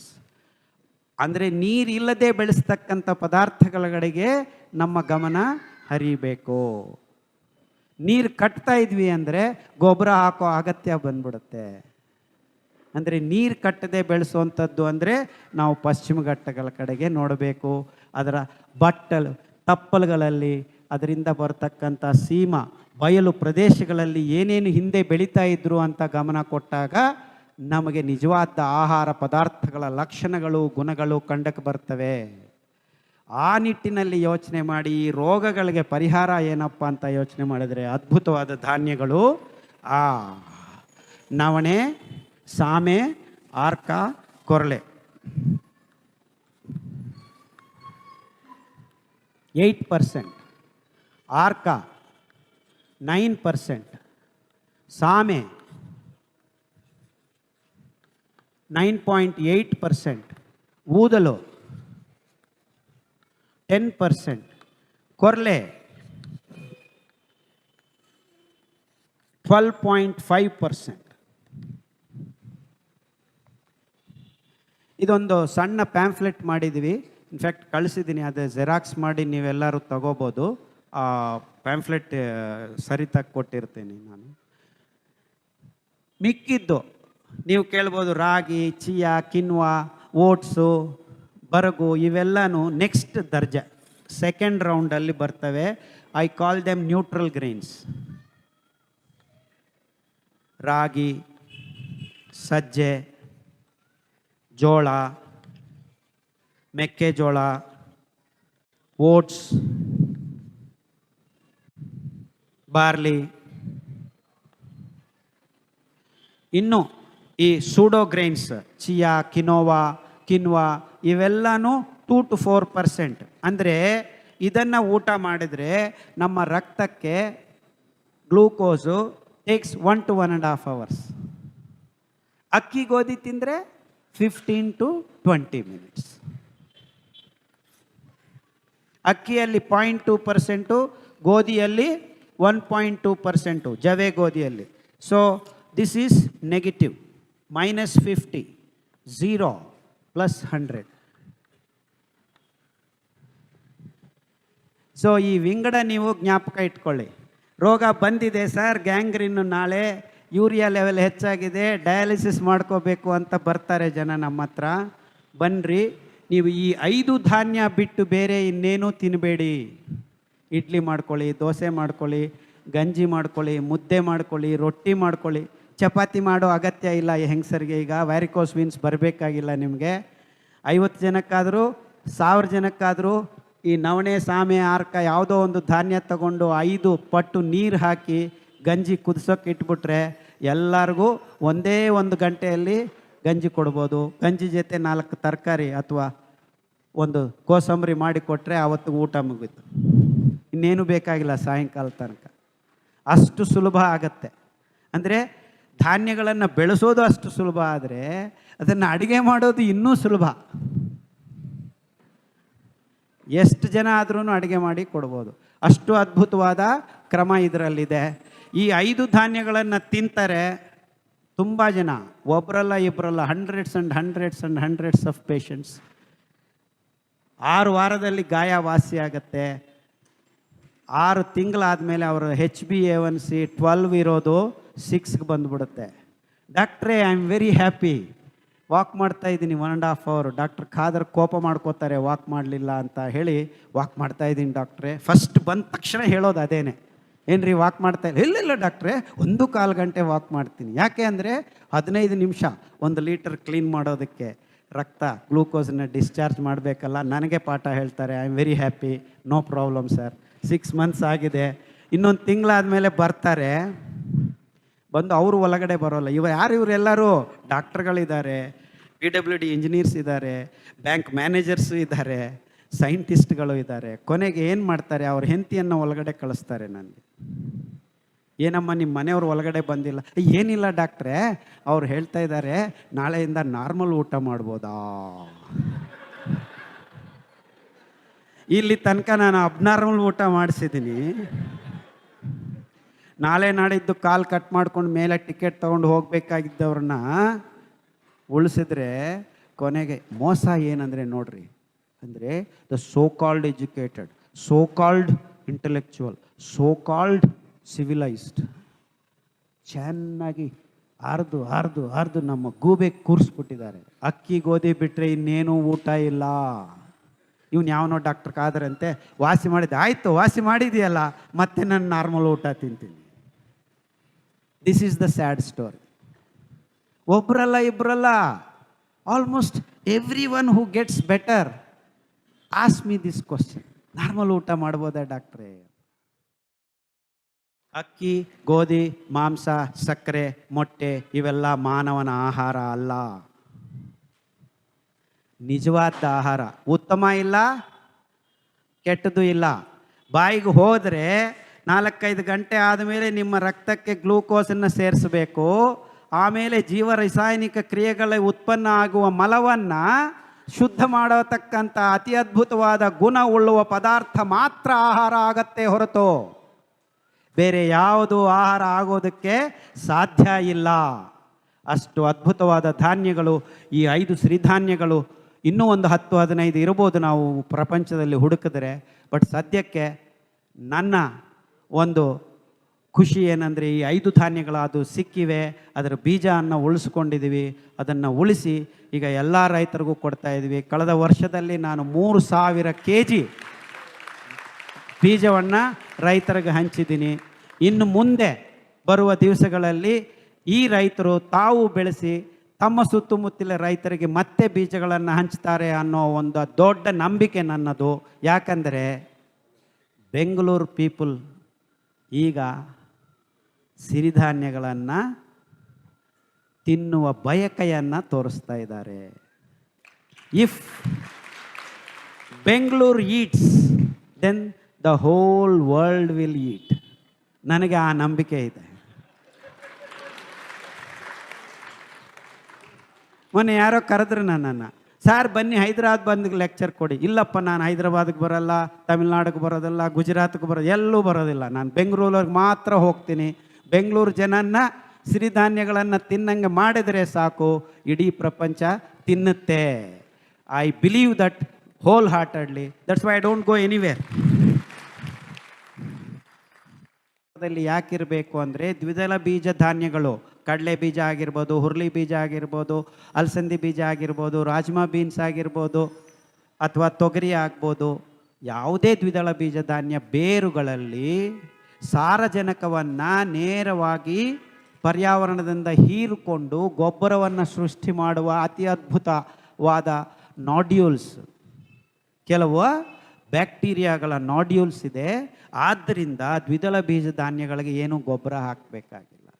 ಆ ಗೊಬ್ಬರ ಸೋರಿ ನಮ್ಮ ಸಿರಿಧಾನ್ಯಗಳಿಗೆ ಕೊಟ್ಟರೆ ಆ ಸಿರಿಧಾನ್ಯಗಳ ಹುಲ್ಲಿನಿಂದ ಬರತಕ್ಕಂಥ ಟರ್ಪೀನ್ಸ್, ಕೆಲವು ಕೆಮಿಕಲ್ಸು, ಆ ವಾಸನೆ ದ್ವಿದಳ ಕಂದು ಯಾವ ಕ್ರಿಮಿಕೀಟಕಗಳು ಅದನ್ನು ಸೋಕೋದಕ್ಕೆ ಇಷ್ಟಪಡೋದಿಲ್ಲ. ನೋಡ್ರಿ, ಒಂದಕ್ಕೊಂದು ಆ ಅನುಬಂಧ ಈ ಮಿಶ್ರ ಬೆಲೆಯಲ್ಲಿ ದೇವರಿಟ್ಟಿದ್ದಾರೆ. ಈ ಸೂತ್ರವೇ ಕಾಡು ಕೃಷಿಯ ಪರಿಕಲ್ಪನೆ. ನೀವು ಯಾವುದೇ ಒಂದು ಕಾಡಿಗೆ ಹೋಗಿ ನೋಡಿ, ಒಂದು ದ್ವಿದಳ ಬೀಜ ಗಿಡ ಇದ್ದರೆ, ಅಂದರೆ ಹುಣಸೆ ಗಿಡ ಅಥವಾ ಹೊಂಗೆ ಗಿಡ ಅಥವಾ ದೊಡ್ಡ ಪ್ರಮಾಣದಲ್ಲೂ ಇವೆ, ಸಣ್ಣ ಪ್ರಮಾಣದಲ್ಲೂ ಇವೆ. ಮೈಮೋಸಿ ಪುಡಿಕ ಅಂತಾರೆ, ಅಂದರೆ ಟಚ್ ಮೀ ನಾಟ್ ಅಂತ, ಅದು ಒಂದು ದ್ವಿದಳ ಬೀಜ. ಅದರ ಬೇರಿನಲ್ಲಿ ಅದರ ಜೊತೆಗೆ ಅರಿಶಿನ ಬೆಳೆಸಿದ್ರೆ ಅರಿಶಿನಕ್ಕೆ ಯಾವ ಗೊಬ್ಬರನೂ ಹಾಕಬೇಕಾಗಿಲ್ಲ, ಯಾವ ರೋಗನೂ ಬರೋದಿಲ್ಲ. ಟನ್ಗಟ್ಟಲೆ ಬೆಳೆಸಿದ್ವಿ. ಈ ರೀತಿ ಅತಿ ಅದ್ಭುತವಾದ ಸಣ್ಣ ಸೂಕ್ಷ್ಮ ವಿಷಯಗಳು ಅತಿ ದೊಡ್ಡ ಪ್ರಮಾಣಕ್ಕೆ ನಮ್ಮನ್ನು ತಗೊಂಡು ಹೋಗ್ತವೆ. ಅಂದರೆ ಈ ದ್ವಿದಳ ಬೀಜ ಧಾನ್ಯಗಳನ್ನು ಬೆಳೆಸೋದ್ರಿಂದ, ಈ ಸಾರಜನಕವನ್ನು ಹೀರ್ಕೊಳ್ಳೋದ್ರಿಂದ ಇದರಲ್ಲಿ ಪ್ರೋಟೀನ್ ಅಂಶ ಹೆಚ್ಚಾಗಿರುತ್ತೆ. 24% 36%. ಸೋಯಾಬೀನ್ ನಮ್ಮ ದೇಶದ್ದಲ್ಲ, ಅದನ್ನು ತಿನ್ನೋ ಅಗತ್ಯ ನಮಗೆ ಇಲ್ಲವೇ ಇಲ್ಲ. ಇನ್ಫ್ಯಾಕ್ಟ್ ನಮ್ಮ ಕಡಲೆಕಾಯಿ ಬೀಜ, ಹಾಲು ಅದ್ಭುತವಾಗಿರ್ತವೆ. ನಮ್ಮ ತೆಂಗಿನ ಹಾಲು ತುಂಬ ಚೆನ್ನಾಗಿರುತ್ತೆ. ತೆಂಗಿನಕಾಯಿ ಅಲ್ಲಿ ಇದ್ದ ಎಲ್ಲ ಅಂಶಗಳು ನಮ್ಮ ನಿರ್ನಾಳ ಗ್ರಂಥಿಗಳನ್ನು ಪೂರಕವಾಗಿ ಮಾಡ್ತೀವಿ. ಈ ಪಾರ್ಕಿನ್ಸನ್ಸ್ ಡಿಸೀಸು, ಈ ಕೈ ನಡಗೋ ರೋಗ, ನೀನು ಯಾರು ನನ್ನ ಹೆಂಡ್ತಿನ ಯಾವಾಗ ಮದುವೆ ಮಾಡಿಕೊಂಡೆ ನಿನ್ನನ್ನು, ಈ ಥರ ಕೇಳೋ ರೋಗಗಳು ಹೆಚ್ಚಾಗ್ತವೆ. ನಗಬೇಡ್ರಿ, ಇದು ನಿಜ. ದೇ ಲೂಸ್ ದೇರ್ ಪ್ರಜ್ಞೆ 15-20 ಮಿನಿಟ್ಸ್. ಅವ್ರಿಗೆ ಗೊತ್ತಿಲ್ಲ ಅವ್ರು ಯಾರು ಅಂತ, ಅವ್ರಿಗೆ ಗೊತ್ತಿಲ್ಲ. ಅವ್ರ ಮನೆಯಲ್ಲೇ ಕೂತಿರ್ತಾರೆ, ನಾನು ಎಲ್ಲಿದ್ದೀನಿ ಅಂತಾರೆ. ಅಂದರೆ they think they are in a new place.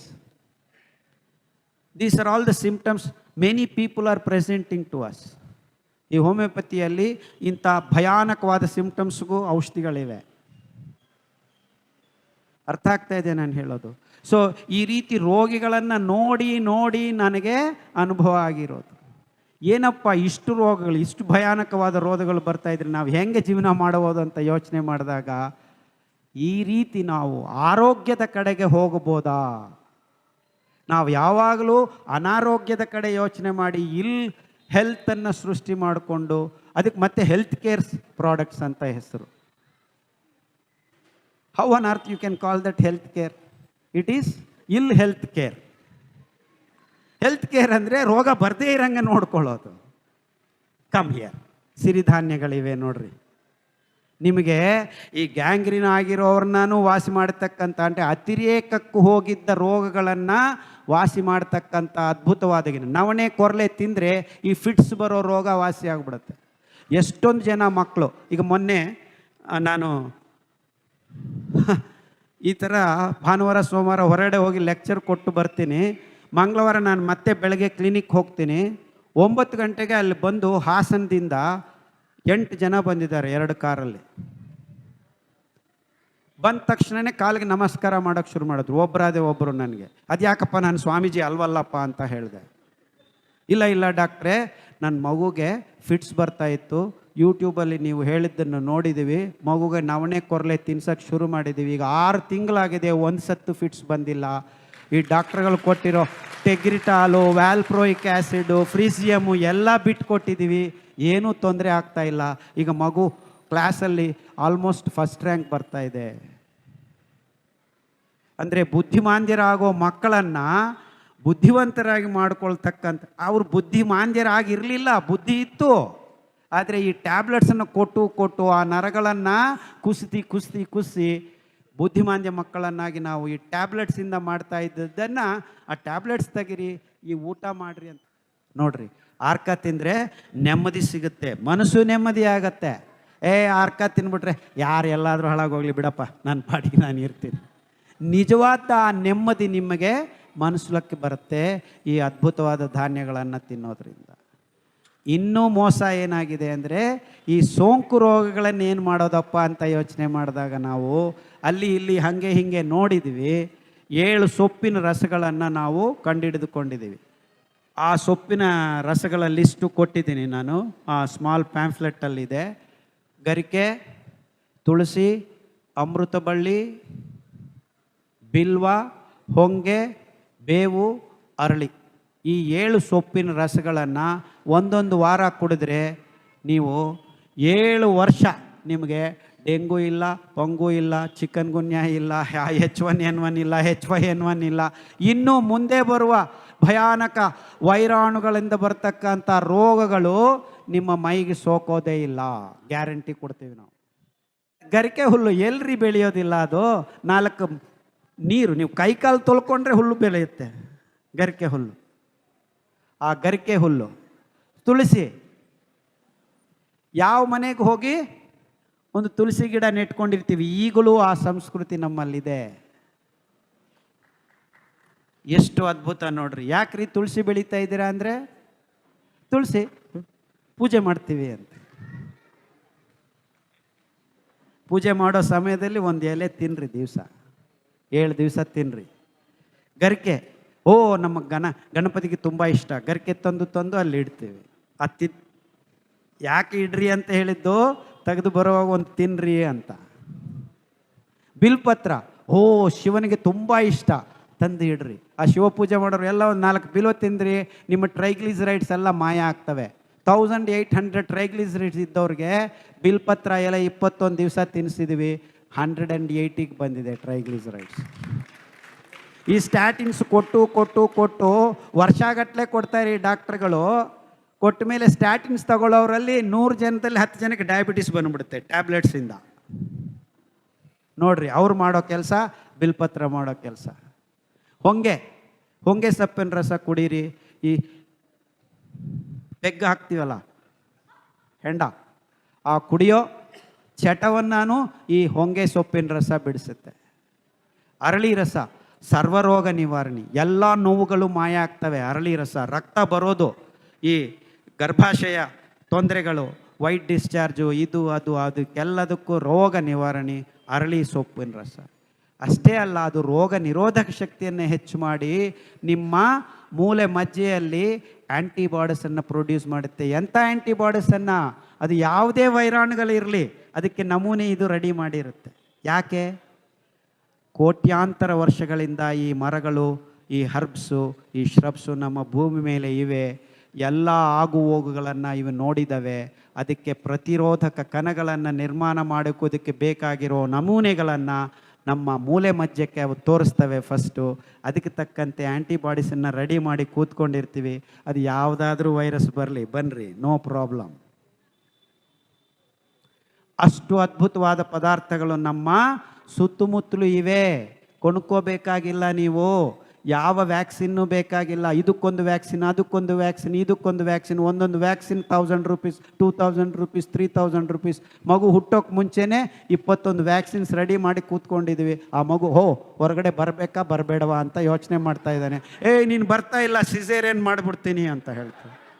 ತೆಗೆದು ಕೂದು ಆಲ್ ಈಸ್ ವೆಲ್ ಬಾಬಾ ಅಂತ ನಮ್ಮ ಅಮೀರ್ ಖಾನ್ ಸಿನಿಮಾನೇ ಮಾಡಿಬಿಟ್ಟಿದ್ದಾನೆ. ತಂದು ಅವನು ಅಳೋದಿಲ್ಲ, ಹೆಂಗೆ ಅಳ್ತಾನೆ ಪಾಪ. ಆ ತಾಯಿ ಯೋನಿ ಕಂಡ್ರಗಳು ಸಡಿಲ ಬಿಗಿ ಮಾಡಿದರೆ ಮೊದಲನೇ ಶ್ವಾಸಕೋಶ ಆ ಹವಾ ತಗೊಳ್ಳೋದು.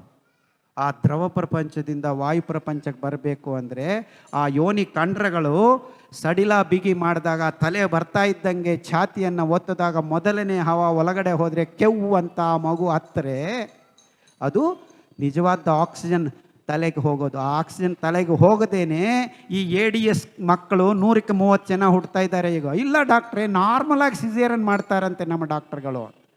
ಸಿಸೇರಿಯನ್ನ ನಾರ್ಮಲಾ ಅಂತ ನಾನು ಕೇಳಿದ್ರೆ, ಇಲ್ಲ ಡಾಕ್ಟರ್, ನಾರ್ಮಲಾಗಿ ಸಿಸೇರಿಯನ್ ಮಾಡಿಬಿಟ್ಟಿದ್ದಾರೆ.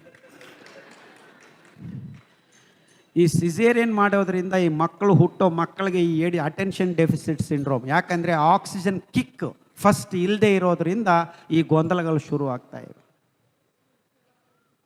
ಈಸಿ ಅನುಕೂಲ ಸಿಂಧುಗಳು ನಾವು ಮಾಡ್ರಿ, ಸಿಸೇರಿಯನ್ ಮಾಡ್ರಿ. ನೋಡ್ರಿ, ಆ ಮಗು ಹುಟ್ಟಬೇಕಾದ ಮಗನ ಹಿಂಗೆ ಮಳಿಸ್ಬಿಡೋದು,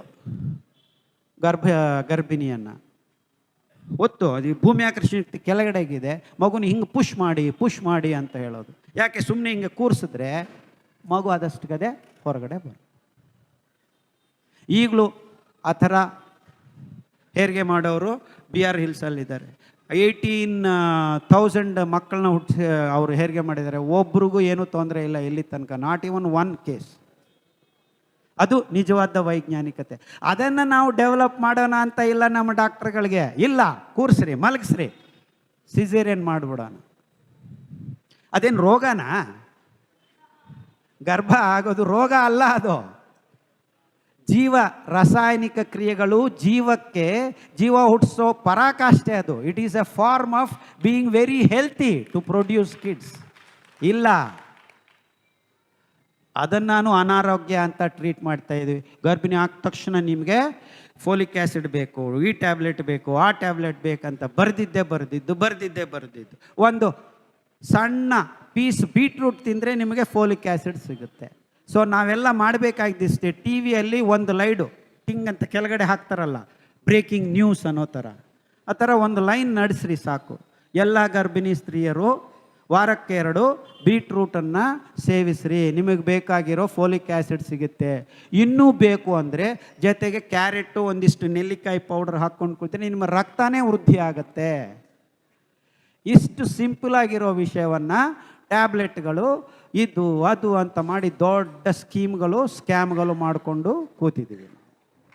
ಅಂದರೆ ಆರೋಗ್ಯ ಅತಿ ಸಹಜವಾದದ್ದು, ಅತಿ ಸರಳವಾದದ್ದು. ಅದನ್ನು ಇನ್ the name of science and progress ನಾವು ಮತ್ತೆ ಹೇಳೋಕ್ಕೆ ಇಷ್ಟಪಡ್ತೀನಿ ಈ ಮಾತು. ನಾನು ಮಂಗಲ ಗ್ರಹಕ್ಕೆ ಹೋಗೋದಕ್ಕೆ ರೆಡಿ ಇದ್ದೀವಿ, ಬೆಳಗ್ಗೆ ಎದ್ದು ಕಕ್ಕ ಮಾಡೋಕ್ಕಾಗ್ತಾ ಇಲ್ಲ. ಆದರೆ ನಾವು ಸಿರಿಧಾನ್ಯಗಳನ್ನು ತಿಂದು ಸಹಜ ಪದಾರ್ಥಗಳನ್ನು ಬಳಸಿದರೆ ಮಂಗಳ ಗ್ರಹಕ್ಕೆ ಹೋಗೋಣ, ಸರಿಯಾಗಿ ಕಕ್ಕಸ್ ಮಾಡಿ ಹೋಗೋಣ. Thank you.